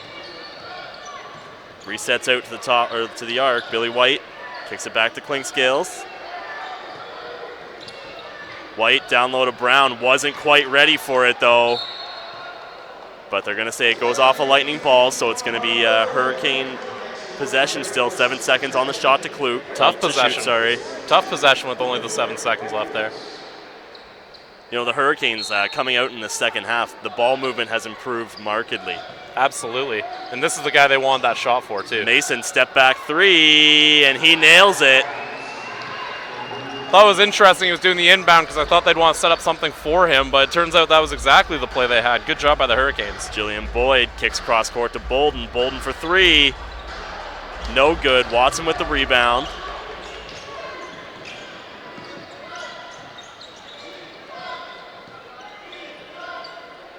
Billy White down low to Brown. Brown's going to try and back Julian Boyd up. Floater won't go. Billy White desperately trying to save that ball for his team. Just about took out his team trying to do it there. Kind of saw all the bodies pop up off the bench in preparation. Everyone get ready for the whoopsie there. Williamson across the timeline.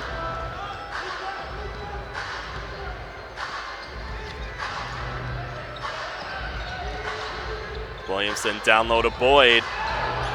Billy White over the back. No foul call. A few fans in the stands want it though. Watson goes the other way. He'll take 2 and 1 though. And the Hurricanes have moved back within a possession here. And a couple thousand referees not very happy with the call.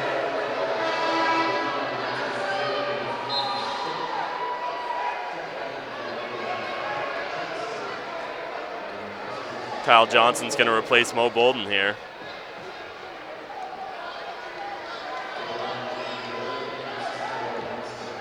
Interesting foul setup there. There we go. No one was going to block out Ramel Brown, apparently.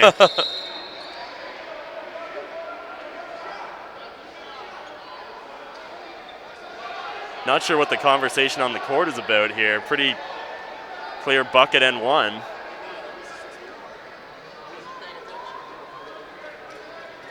A lot of conversation going on here. Yeah, really.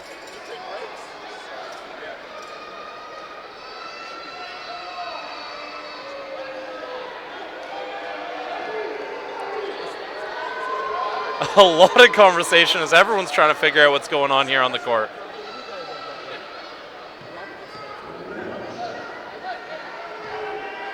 So they figured it out. Just the and one here from Watson. But he can't finish it. Herring Jr. pushing pace. He'll step back though. He's going to drive in on Billy White, loses control of the ball off his own knee, and that's a turnover for the Lightning.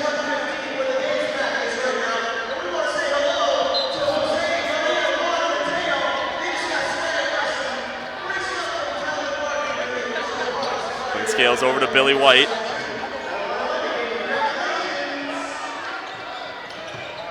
Scales throws the floater up for Brown, who finishes off the glass. Beautiful play there. And we're going to get a timeout from the Lightning here. We'll be right back. We step away for just one moment.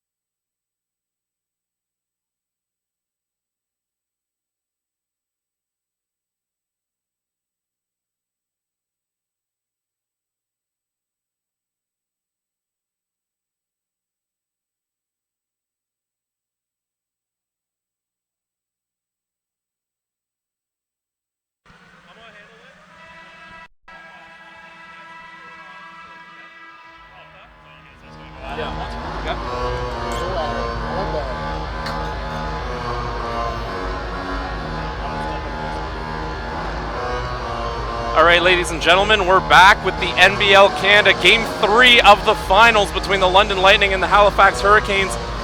My name's Chris Croucher. Brendan Jameson and Tom Crouch will be jumping back on in just a second, but first, we have a very special guest here, Deputy Commissioner Audley Stevenson. How are you doing, Audley? It's the finals, it's Game 3, great time of year. Two best teams in the league are going at it. How can it not be great? It's been a great game so far.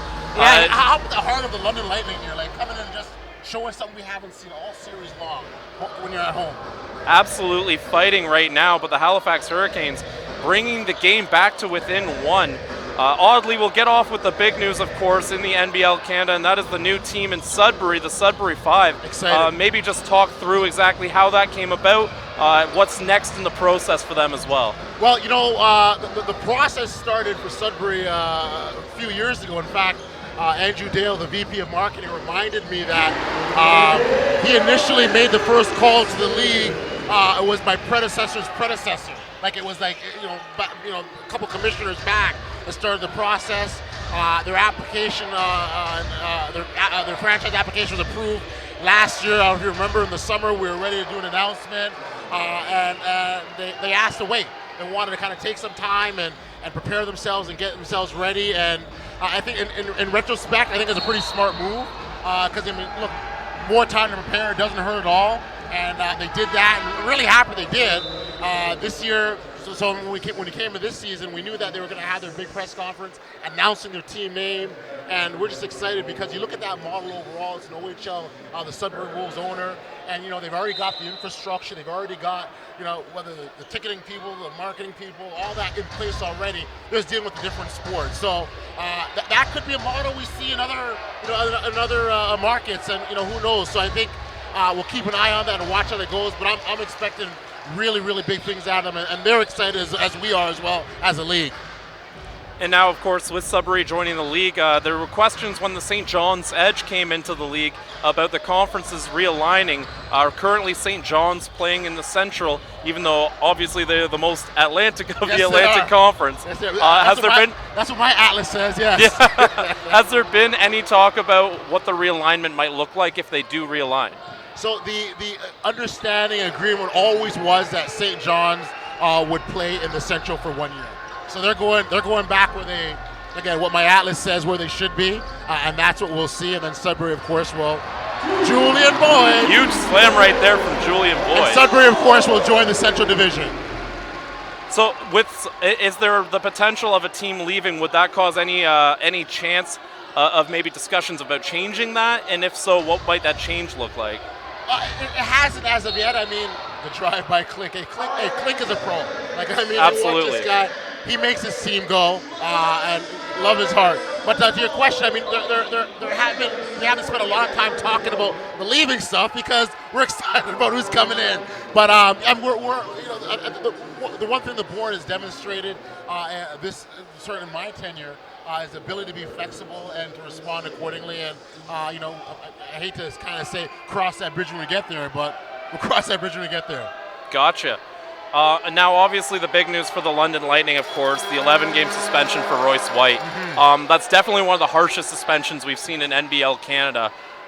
Just right off the bat, I'll ask, what was the reasoning to go with essentially one of the harshest outside of the brawl between Windsor and Halifax? Right. What was the reasoning to give such a heavy punishment there?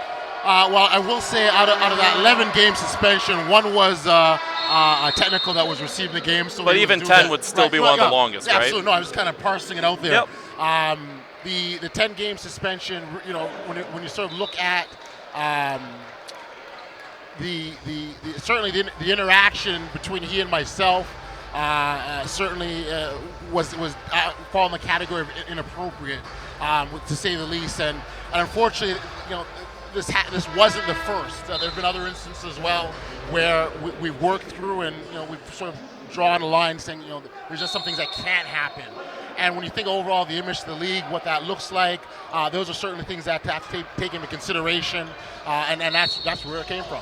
Okay, and then my next question would be, in the case of the Niagara River Lions, there was the incident with Chris Joseph, kicked a chair, hit an employee in the arena. That only got one game, and it was dealt out by the Niagara River Lions. Was there any intention to have maybe London deal with their own suspension, or why do you think the difference between the two suspensions was so great? When you look at sort of the Niagara situation at the time, the team actually already, when we at the league contacted the team to review the matter, they had already taken action in terms of what they intended on doing. And at the time, the league was in agreement of what the suspension would look like, which is, so I mean, I think a lot of chatter was that the league let the team make the decision, and I don't think it's exactly that's the way it played itself out. The team already, and where I give them a lot of credit, is they took responsibility for their player and the actions. So that's kind of how it all had played out, and as a league, we were accepting of what the punishment was. In fact, that was along the lines of what we had been looking at the time. Okay, I just asked because again, one game to a lot of fans seemed a little low. I remember Richard Amarty got 2 for kicking a ball a couple of years ago, and I think that did raise some questions. But was there potentially any further punishment that may have come to Chris Joseph in that case? We didn't look at anything beyond that one game initially, and I think we were comfortable with that. So no, there wasn't. I mean, it's sometimes where the challenge lies when you sort of bring up the Amarty thing, and you're looking at, I guess as a league, you look over 7 years of all sorts of different infractions and punishments. It gets difficult to sort of compare this to that, and I think in that instance, I mean, it was again where the team.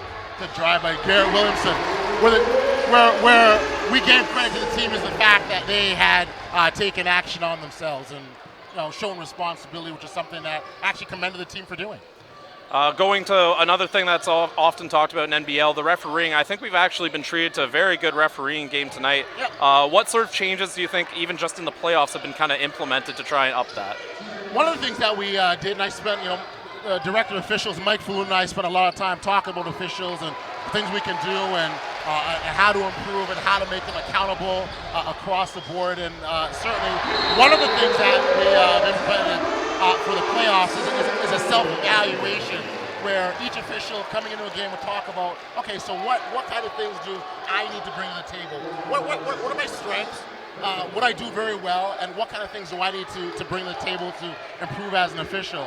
And the feedback has been incredibly positive. They've appreciated it. They've liked the opportunity to be honest with themselves, and so far so good. And the beginning, especially at the beginning of this finals here,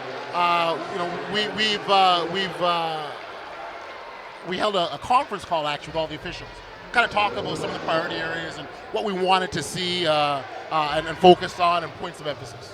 Okay, and was there a focus on maybe getting certain teams of refs into certain games? Sorry, repeat that again? Was there any emphasis maybe on getting certain teams of refs to be calling certain games? We looked at experience. We looked at certainly finals experience. Whoa, you might want to make notes here. Scrum between Garrett Williamson there and Antoine Mason. Yes. Two very fiery competitors. Of course, this is their third finals matching up against each other. Yes. Cooler heads prevail. We like that. We like that a lot. We'll see what the call is ultimately, but it looks like that one was handled just fine. But back to your question, I mean, what we looked at obviously is we wanted to ensure that we had officials, certainly experience in this league, certainly performance over the course of the season. Those are sort of the factors that came into consideration. We put together a short list, if you will, of officials that we thought that could do the job. And I mean, we're absolutely happy with what we're seeing here tonight thus far, I would say. Yeah, a little scuffle there ends in a nice, calm environment instead. Also, if you heard the loud thud earlier, everyone's okay up here. Yeah, that's what turned my head. I was like, what happened? We talk about in basketball, sometimes they pull the chair out from you, and that happened to producer Matt, literally. But he's good now. He's good. Garrett Williamson going to drive, and Cal Johnson going to get clipped a little bit from Tyrone Watson. Couple Canadians of the year here in this game. Garrett Williamson for London, Tyrone Watson for Halifax. Absolutely. What sort of things has the league maybe tried to do? We've seen a lot of the Canadian players not just stay here, but they purposely make a point of keeping in this league as opposed to maybe going to bigger contracts overseas or something. What do you think is, obviously there's the hometown appeal, but what sort of things does the league try to do to make this league attractive for the Canadian players? Well, the strategies, I don't even necessarily think it's just for Canadians. I think the strategy is establish ourselves as a professional pro league. Whether we have systems and measures, build our infrastructure, establish certain standards of operation. I think that's a starting point. And you're right, the hometown appeal is big. It absolutely is. I've dialogue with so many players who've shown just a love for being very old. No dice for Halifax on the other end, but they get the back. ball. No, they don't. We thought they had it back. Going to be a kick ball called there on Theo Reefer. Yeah, but the idea again, I think there's some housework that we as a league need to continue to improve and get better at, and I think that will be the difference maker in terms of attracting players, and not just Canadian players, quality players, but obviously as the Canadian league we want to be a destination spot for our homegrown talent. Has there been any talk about changing the limit of Canadians on the roster? I know it's usually talk about up and down. I've heard both sides. Which side do you think it might be going? I mean, if you look at it, I think the CFL's got 50% Canadian players that they have to have. There's some factors to take in consideration. Like, I mean, if you want, even if you talk about even, how do you keep the ball? I don't know how Capers held on to that one.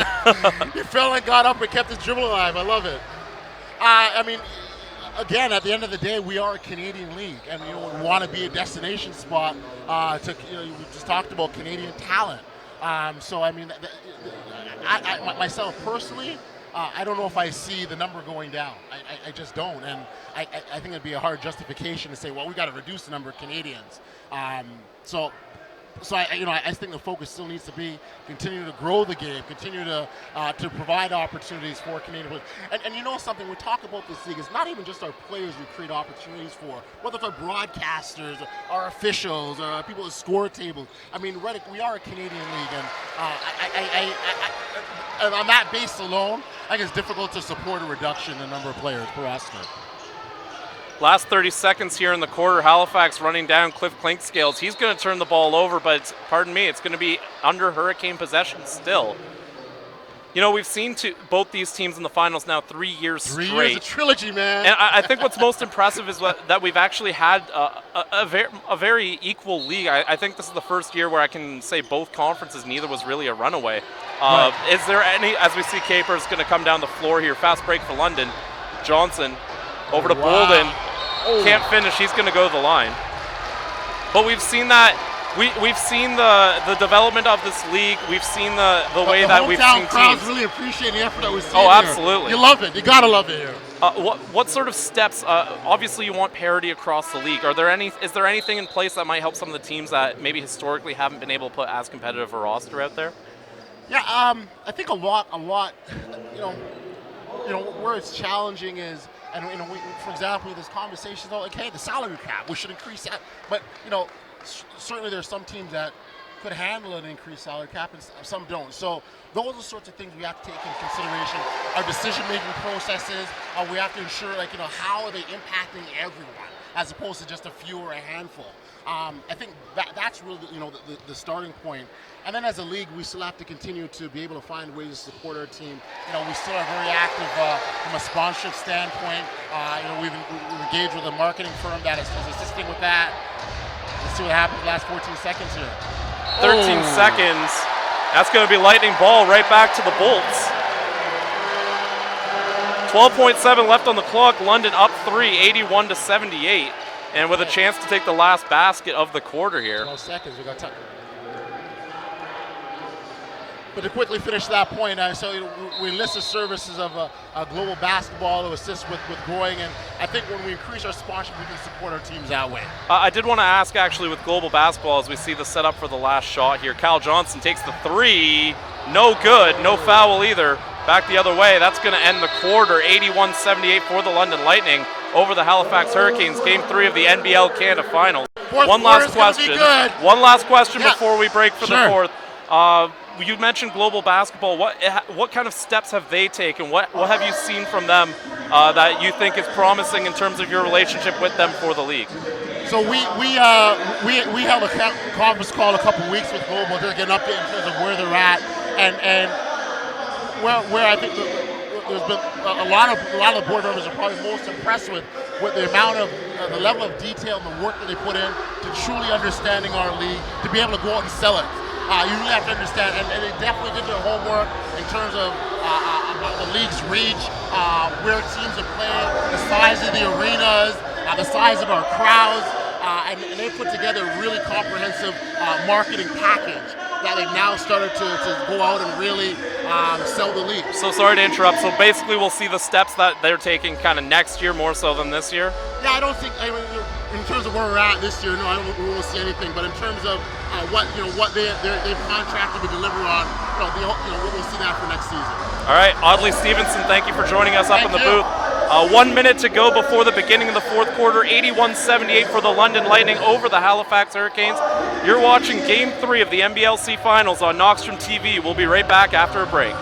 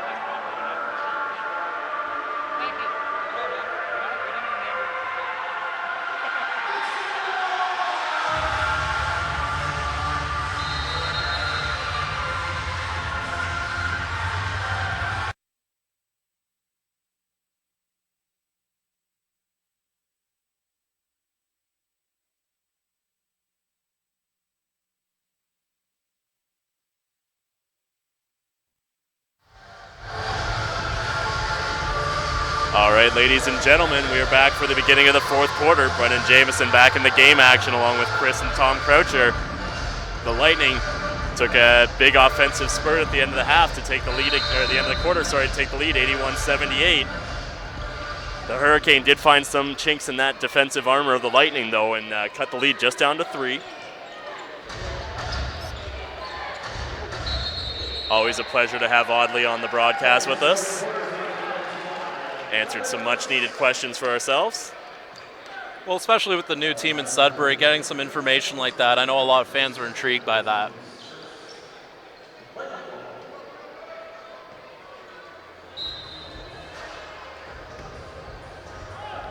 Capers with control of the ball, dribbling across the half court. Capers leaves it for Bolden. Bolden over to Friesen Laddie. Friesen Laddie driving, slashing towards the rim. Throws the jumper, doesn't get it. That's Dixon with the rebound.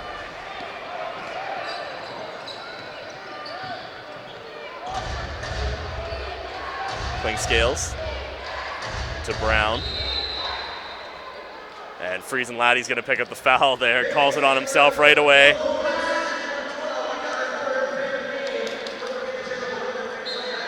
Lightning doing everything in their power to just kind of pester the guards for Halifax.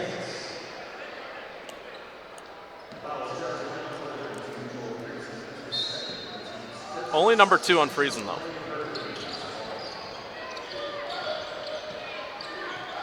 That's not going to scare him, though. Still tight in the face of Cliff Clinkscales. Brown down low, trying to force Bolden towards the basket. He'll take the floater over top. No good. That's Kirk Williams Jr. with the rebound. Good defense from London, forcing a very tough shot. Friesen Laddie slashing towards the rim. He takes it up and over. No good. Billy White with the rebound. Whoa. Capers and Zimmerman getting into it a bit. Zimmerman over to... That's Poole with the 3. Tie game.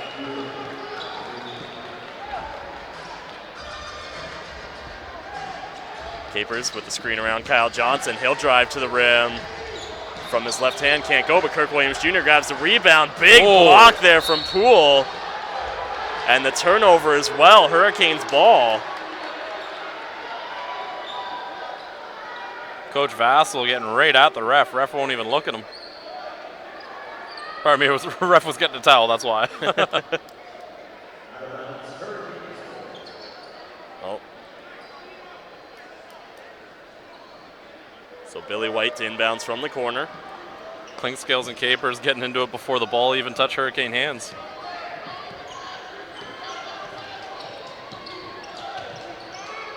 Clinkscales over to Poole. Poole to Zimmerman. Zimmerman the jumper, no good. Batted back out by White. Kyle Johnson just kind of coming back for the defensive help, just runs into Zimmerman. Really more incidental than anything. I don't think he expected Zimmerman to turn away from the bucket. Thought he was going to try and go in.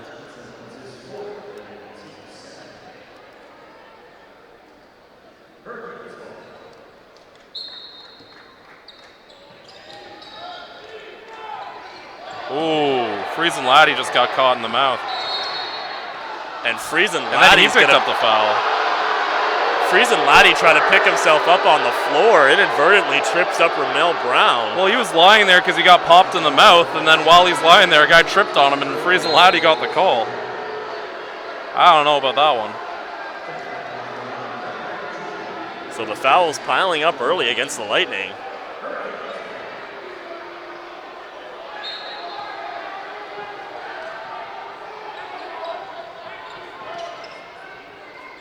Scales over to Poole. Poole to Zimmerman. Billy White going to force the issue with Williams Jr. He backs him up, dumps the ball over top. Capers knocks that ball off the rim. Capers driving, leaves it for Bolden. Bolden going in tough, gets the floater over top of some hands. Tough bucket. Great job, Mo Bolden.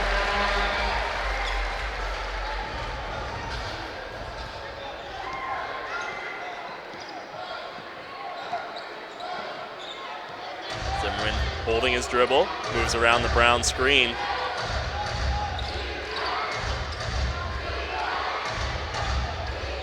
Brown outside to Clinkscales. Clinkscales with a 3, and he drains it. Big pop-up 3 from Clinkscales. Mo Bolden up top to Herring Jr. Herring Jr. driving baseline, bounces it up off the glass, and Herring Jr. with the finish.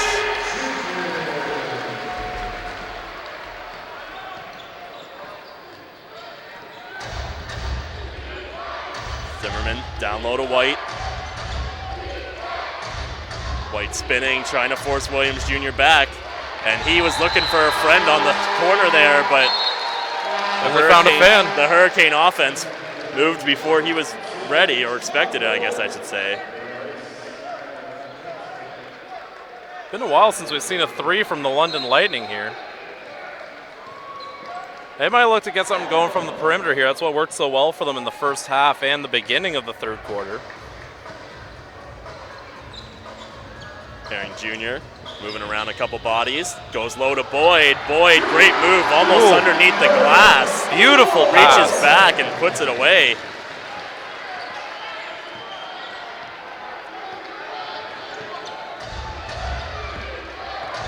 Clinkscales dishes to Zimmerman. Zimmerman down low to Billy White. White drives baseline. Brown trying to go over top of Boyd. Boyd giving him a hard time, but he gets it. Lucky he got away without getting a travel call there. Capers driving, and he'll pick up the foul on the way in. That's going to be number 5 on Cliff Clinkscales.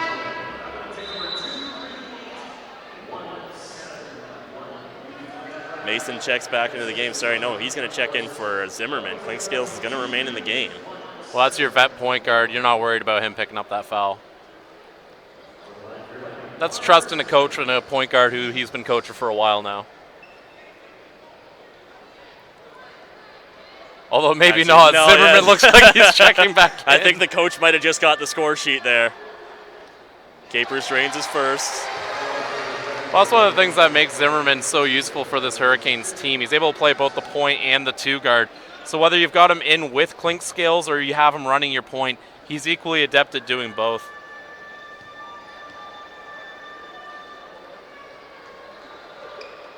Capers 2 for 2. Zimmerman checks in.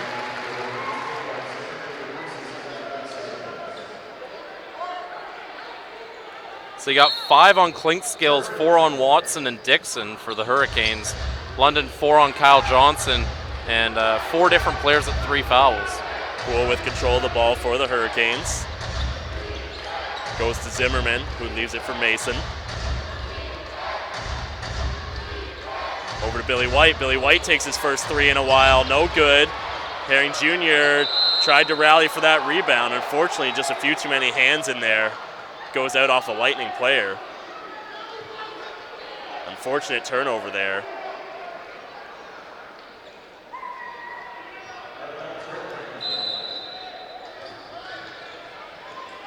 Zimmerman thinks quick 3. He'll step in instead. Dishes cross court to Poole. Poole for 3. And he's hit a couple big ones so far in this quarter. Poole is scary if he gets hot. He's a very good 3-point shooter. If he catches any bit of heat, he can keep filling the bucket. All knotted up at 89, 7.5 remaining in the fourth quarter. Boyd kicks cross court to Williamson, over to Capers. Capers down low to Herring Jr. He's trying to back Zimmerman up. He'll kick to Kirk Williams Jr. for 3. No good, but Capers there for the rebound. Williamson slashing towards the rim, no good. But we're gonna get a foul here underneath the rim. That's that's Taquan Zimmerman picking up the foul.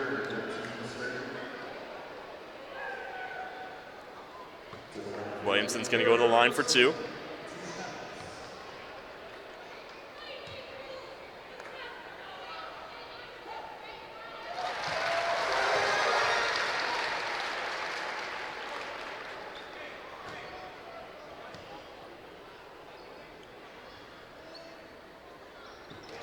Williamson makes the most of his visit, 2 for 2 there.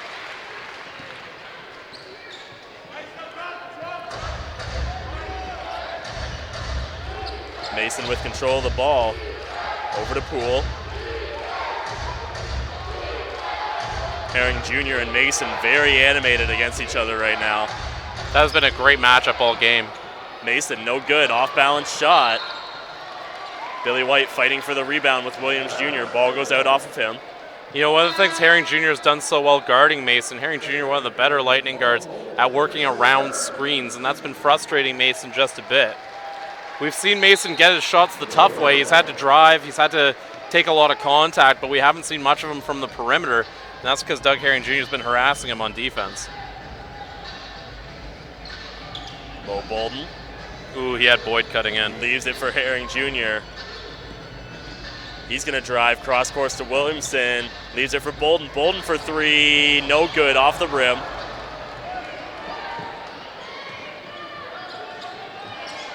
Poole driving baseline. Leaves it for White. But Brown finishes off the shot. Williamson sets things back up. Waits for help to come offensively. Bolden kicks low to Herring Jr. He's going to try and move Zimmerman. Kicks up top to Bolden, over to Williamson. Williamson out in the corner to Capers, who takes a three. And Capers, the lefty, good from the corner for three.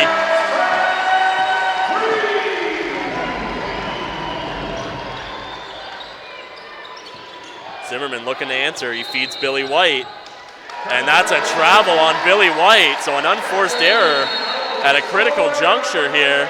We're going to take a timeout from the media table. Probably the best media timeout Halifax could have asked for right there. That was a big momentum swing for London.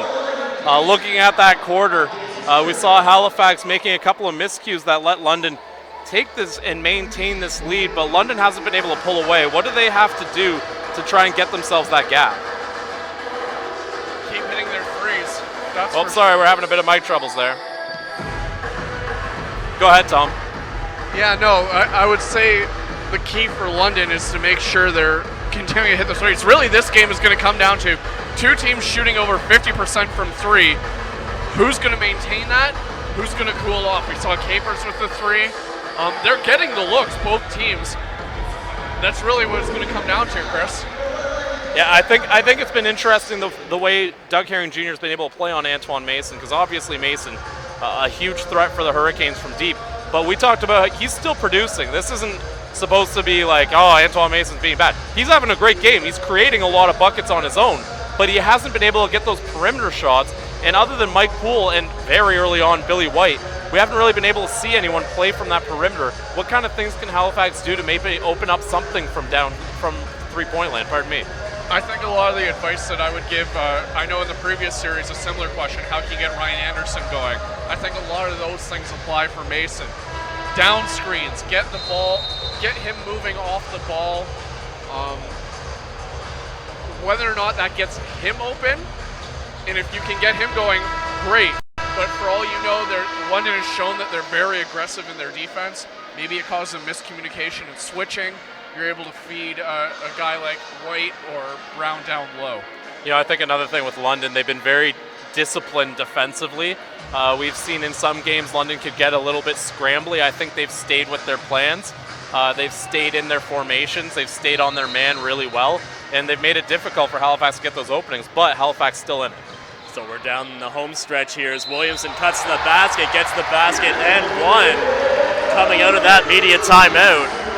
And you know, we talked about how that was like the perfect media timeout for Halifax. I don't know what idiot said that, but whoever did, that was the perfect play for London to come out, a quick bucket, get the crowd back into the game, and get things going, because that timeout helped Halifax so much because it quieted the crowd down. When London comes right back and is able to put the ball in the bucket that quickly with a nice play, crowd's right back in. And Chris, you and Tom alluded to something in the break there about London not really being able to run away with this game. But you know what? They've bent, but they have never broken. They've never given up anything more than, I think, a 2-point lead. They have just consistently kept themselves in this game and in the front running at the end of this quarter.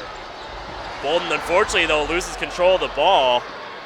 Poole driving quickly the other way. Can't get it to finish. Herring Jr. collects the rebound. Fast break here for the Lightning. He feeds Williamson, and that's going to be an easy foul call. That's on Billy White, too. Billy's been good. He had the 2 fouls in the first quarter, and he hasn't picked up any since then. But that's also because they've had to shelter his minutes heavily to make sure he stays out of foul trouble and that they have him at this juncture of the game. Should point out, earlier in the game, we talked about Ramel Brown making a huge impact defensively, not much as a scorer. He's had 14 points in this half to go along with the 11 rebounds he has in the game and 4 or 5 blocks, we reckon. So Ramel Brown, a big impact game for him, both offensively and defensively now for the Halifax Hurricanes forward. Williamson finishes both of his free throws. The Lightning have extended the lead to 8, 99-91.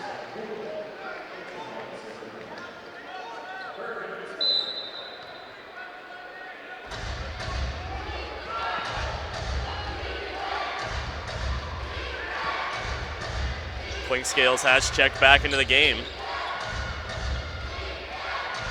Billy White to Clinkscales. Clinkscales over to Watson. Watson's going to drive to the rim.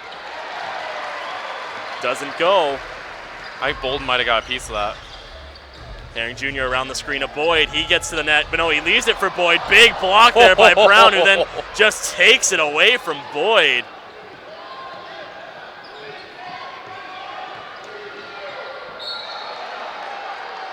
And that's going to be an offensive foul. Williamson just stood his ground. And I know what they're going to say. They're going to say he took a one last little slide before the contact, and that's what meant it wasn't a charge there. But I thought even after the slide, Williamson got that foot down planted.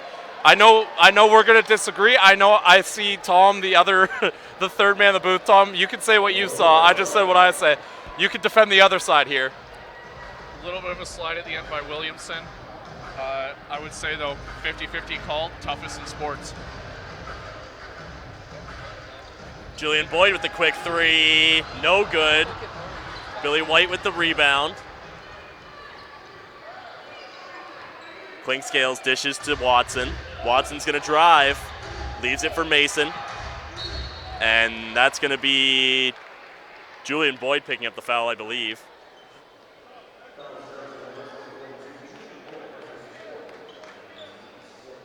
Gut check time right now for Halifax. 4 minutes left. Do they have what it takes? Close this gap. They've met every challenge that they've had this year.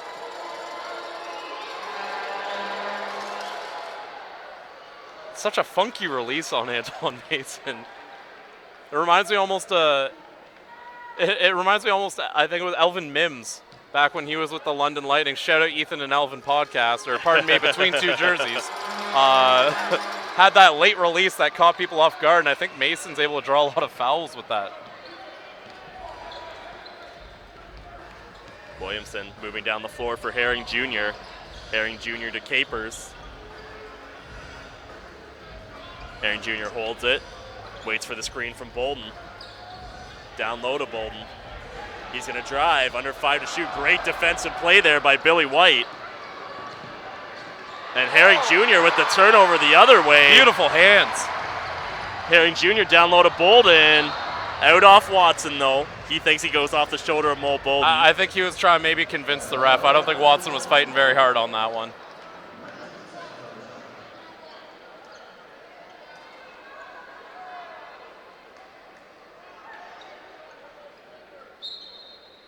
So the Lightning to inbound. Plenty of time on the reset shot clock. Julian Boyd driving. Can't go under the rim, though. Dished out to Herring Jr. Mo Bolden thinks 3, but he'll drive. Capers collects the ball through the legs. Julian Boyd with the great hustle. Down low to Bolden. My goodness. And a big block by Ramel Brown, but a foul on the play. What? What an exchange there.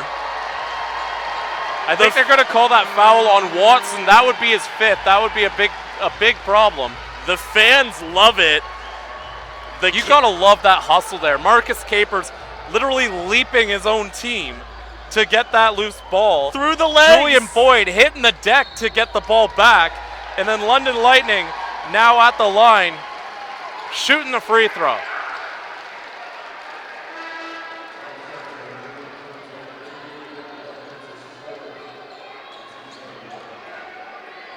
Just didn't quite catch who they gave that foul to.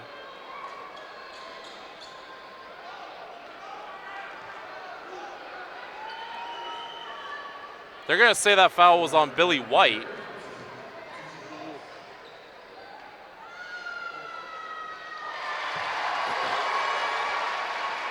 And just like that, Billy White joins the members of the Halifax Hurricanes in foul trouble with 4. Watson, White, and Brown all at 4 fouls. Clinkscales at 5. Williamson goes 2 for 2 for the line, makes them pay. 101-93, just above 3 minutes remaining in the fourth quarter of this crucial Game 3. Mason to White at the free throw line. Clinkscales holds it, looking to set it up, but he's going to drive. Behind the back again, his specialty today. Williamson with the big block on Brown. Gives him a little taste of his own medicine. Boyd urging Williamson to slow down the offense here, as he does. Kill as much of that game clock as you can. Williamson to Boyd. Boyd kicks it to Herring Jr. Herring Jr. leaves it for Boyd. Boyd off the glass for 2. I think you got to start thinking timeout right now. If you don't get points on this possession, the next possession's got to be a timeout.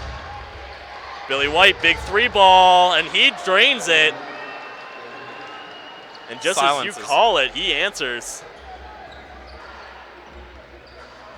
Once again, the Lightning not in a hurry here.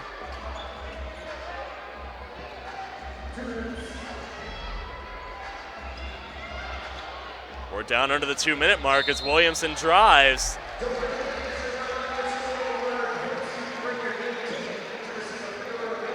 That's Billy White, who's going to pick up his 5th all of a sudden.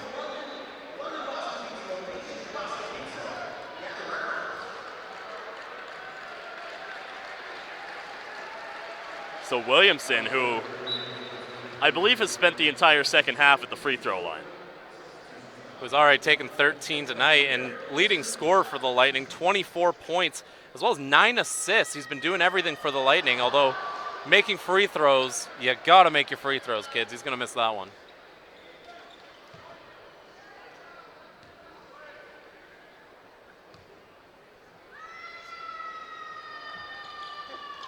One for 2 for Williamson, though. The Lightning have an 8-point advantage, 104-96. There was one fan who really did not want him to make that shot. Jeez. Billy White, unfortunate turnover there. Watson with his head turned. Mo Bolden, big two-handed slam there. Gets the crowd on their feet with a minute 40 remaining. Mason, Watson uncontested down low, and Julian Boyd with really just a silly foul to not let Watson just have the basket there. It's also the 5th on Julian Boyd. I don't think you let Watson have the bucket, but you got to foul him a little harder than that. Make sure he doesn't get the bucket.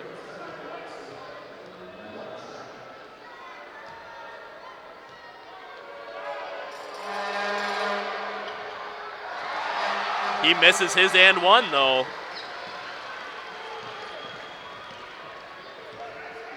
So Williamson once again takes his time. Spaces the floor. Isolated one-on-one with Brown. He's going to take him back towards the net. He loses control of the ball, though. Watson moving down the floor, quick and easy, too. That's exactly what the Hurricanes need right now. Yeah, Boyd couldn't do much because that would have been foul number 6 on him. 106-100, the London Lightning bring it to within 6. Tom, what do the Hurricanes need to do? I know we seem to ask that one a lot, but obviously the time being at a premium now for the Hurricanes. What are they looking to do? Do you start shooting threes or do you take your time with the minute? Yeah, no, you're not in panic mode yet. You're looking to hit open shots. You're not trying to go for the 3 necessarily. If it's open, take it, but don't force it. Now for London, we've seen this a bit in the playoffs, and as we're getting to crunch time, you look at their foul shooting percentage, 65%. You gotta make your free throws, kids. We've seen it really bite them in a few games. I mean, only a 6-point difference. You basically miss, let's say you miss 60% of them. That puts Halifax right back in the game, like with pretty much tying you. We saw this in the St. John's series, where where it kind of caught up to London. Make your free throws, be solid at the line. Don't let anything rile you. Focus on your rhythm, focus on your routine. The thing you practice hundreds, millions of times for these guys. That's what you got to focus on. Again, if you're Halifax, don't rush your shots, and if you're London, just make your free throws. Halifax is going to do everything they can to stop the game, stop the clock. That's why, if you're London, don't commit fouls. Don't commit You want to keep the clock running. I know. You gave me a look when I said that earlier. I don't like easy buckets. I understand that. It's the finals. No easy buckets. But you also don't want to. You want to let that. You want to keep the clock going. Yeah. I'm Said the interested new to see. school. I'm interested to see what they have coming out of timeout. Williamson being spaced out has been their play so far. And he will set up with the ball. Minute 10 remaining here in the fourth quarter. Mason not letting Williamson run free. Well, we tick down under a minute now. There's certainly the spacing Tom was talking about. Herring Jr. to Boyd. Boyd down low to Williams Jr. He makes a move around Watson. Great move by Kirk Williams Jr. Beautiful bucket. The Lightning also killed 20 seconds off that possession. That's straight out of the YMCA, that bucket. The lead is Mason with the little kick to try and buy the foul, but it won't go. Williamson moving around, killing clock. Mason's going to take the blocking foul there.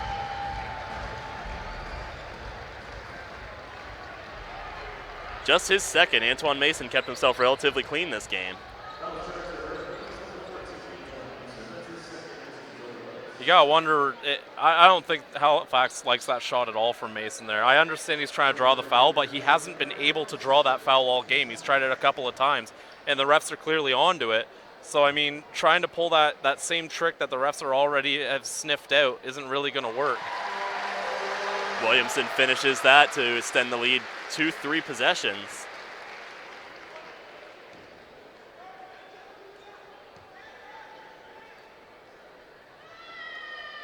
Two for two for Williamson. 10-point lead, 37 seconds remaining. Mike Leslie's going to call a timeout.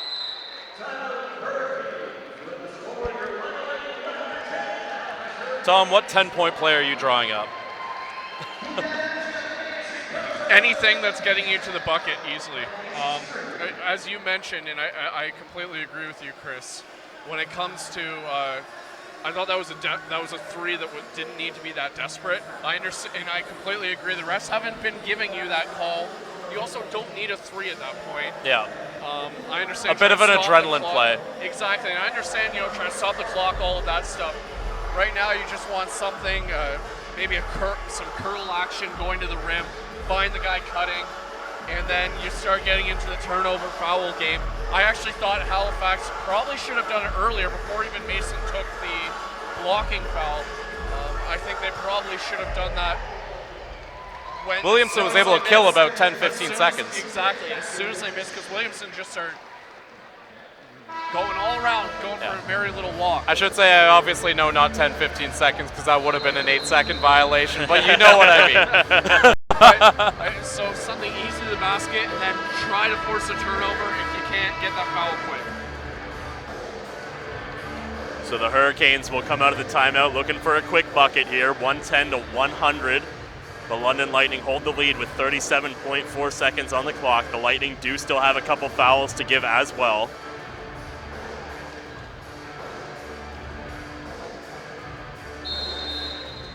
Clink Scales to inbound. Williamson all up in Mason's grill.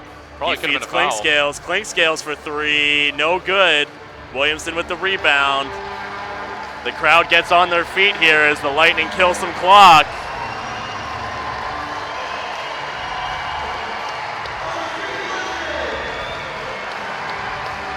And I think we can probably put the clock on this game as well. Herring Jr. with the prayer, and no good, unfortunate. The Hurricanes will inbound to put the finish on this game. Clink Scales will feed Zimmerman for one last 3, no good. And that'll finish off the game here in London. So the Lightning come back home and do what they need to do, get back into this series. They will take Game 3 of the NBLC Championship Series The lead is down to 1 game for the Hurricanes. Tom, what did you like the Lightning did tonight to get themselves a win? Thought they were great, aggressive on defense, especially early. Really did a great job of attacking the right off the bat, forcing the Halifax Hurricanes to start their offense closer to half court than the bucket. That's always what you're trying to do. Friesen Laddie, Williams Jr., Capers, all the long defensive athletes on London really showed up today on that end. And when you hit threes above your normal average, that's a scary sign for any team playing the London Lightning. Halifax, solid effort on the road, and really if you're Halifax, just take one here. Just take one game here in London, and then the series is absolutely in your hands. And you got to look at London coming into this game. You desperately need a win. Absolutely. Who do you rely on? Their big four. All 4 of the guys who would usually be starting for them, Garrett Williamson, Julian Boyd, Mo Bolden, Doug Herring Jr., all 4 with double-doubles. Garrett Williamson, the standout, 27 points, 10 assists, and 14 of 17 from the free throw line. So a great game there from Garrett Williamson. And then you also got to look at Julian Boyd, 17 points, 15 rebounds, providing a lot of that toughness. Mo Bolden, 14 points, 10 rebounds. Doug Herring Jr., 13 points, 10 assists. And then also, of course, Kirk Williams Jr. stepping into the starting lineup tonight, goes and gets 18 points for the London Lightning. Anytime you get that type of production from your top players, you're going to win a game. So that's the end of the game for us. Once again, Brendan Jameson along with Chris and Tom Croucher. We're going to kick it over to Aaron and Justin with the post-game report. Thank you so much for joining us on this Knoxstrom TV Gamecast. All right, gentlemen, thank you very much. London Lightning take care of business. There will be a game Monday. The series extends to 5. London Lightning taking care of business with a 10-point victory, and now the series is shifted at 2 games to 1. I think a lot of things we could take into common. I mean, a few days ago, we seen 3 Hurricanes players get a double-double. Today, reversal of fortune, as indicated from the post-game. The post-game and all that. London Lightning just basically gave Halifax a dose of their own medicine. Yeah, 3 players in double-double situations, too, for London tonight, as you mentioned. Just the way they were able to play this game tonight, where they were able to capitalize on the inside, have the rebounding issues they were having early on in this series start to settle themselves down to be able to turn around the rebounding woes to have those players in double-double situations, as the statisticians give us their stat sheets. Carl as well. Tuohy's, a big shout-out to him. Big shout-out to him as he gives us, again, Julian Boyd, again, 15 rebounds. Mo Bolden, 10 rebounds, a part of that grouping with the double-doubles.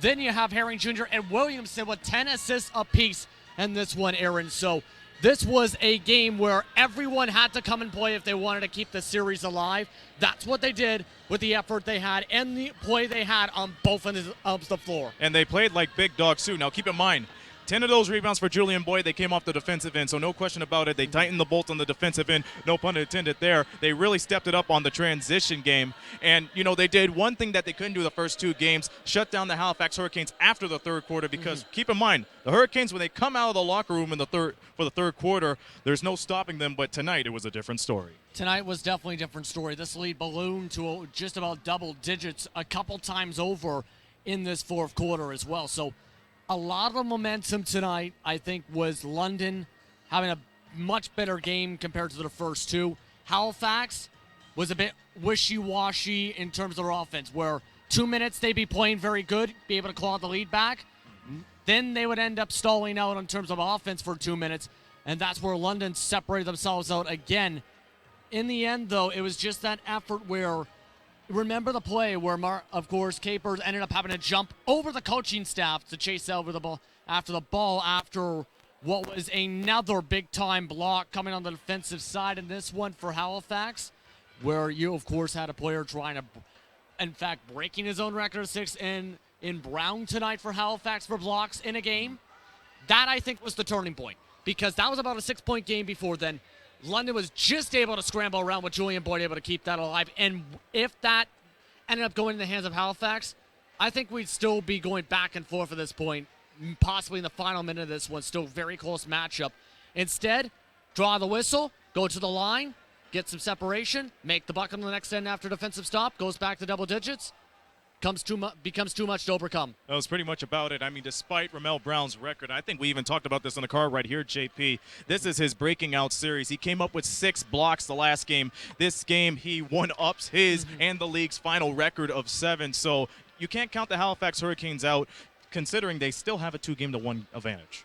That's the key. They still have the 2-1 advantage. So they got to make sure they get on the same page and regroup for Saturday, because they win on Saturday, takes away the home court advantage that London has, that you have with these kind of playoff series, and makes it very interesting for Game 5. But still, you got to make sure you have the game plan together and everything else set to go for Saturday, where you clean up the situations. Hope your players are completely on the same page, completely healthy for sure, and make sure in this situation you don't have one of your worst rebounding games, of course, for the series, as in only having one player in double digits, because that was one of the main bread and butters, having 3 group players having at least 30 rebounds each game. They didn't have that tonight, and they've seen the consequences of it with the +8. Well, there's their consequences right there, and one thing to take a keynote out of too, JP. If you're the London Lightning, we're going to have to see if Ryan Anderson will play for Game 4. He is on a day-to-day basis. I mean, we've seen him for most of the game. My goodness, if his career ends, I'm not implying that he should be a good assistant coach. I mean, I never seen anybody so animated like him on the bench until tonight. Yeah, he was trying to be a part of the huddles, was actually drawing up plays. I've seen some of his notes as we were walking by here and preparing for the post-game show here. So he was trying to help his team in any way he can to be basically a pseudo assistant coach, so to speak. So I think that's really a good character to show for sure for that. Some players, they'll end up just sitting alongside the bench tonight. Wanted to make sure his team is able to come away with this victory, because he said it himself, these 3 games, if you can come away with at least 2 or the 3, really changes things up for if it goes back to Halifax for a Game 6 and 7. Well, they took care of the first step. They won the first game, and like JP and Ryan Anderson says, they got to win 2 of 3 games, and we'll see how that unfolds Saturday night. That's when the next time we will see you for Game 4 of the NBL Canada Finals between the Halifax Hurricanes and the London Lightning right here from Budweiser Gardens. No question about it, this game and series will extend to 5 games, so London will have at least 1 more game to have a home court advantage in. But that's the story right here. Once again, the final score, London 110, Halifax 100. Thank all of you for watching. We will see you down the road, back here, same time, same channel, Saturday night here on Knockstrom TV. Thank you for watching. This has been a presentation of Knockstrom Digital Media, producing the media excellence in Southern Ontario. Till Saturday, for JP, Justin Prince, this be Aaron Sanders saying so long from the Forest City.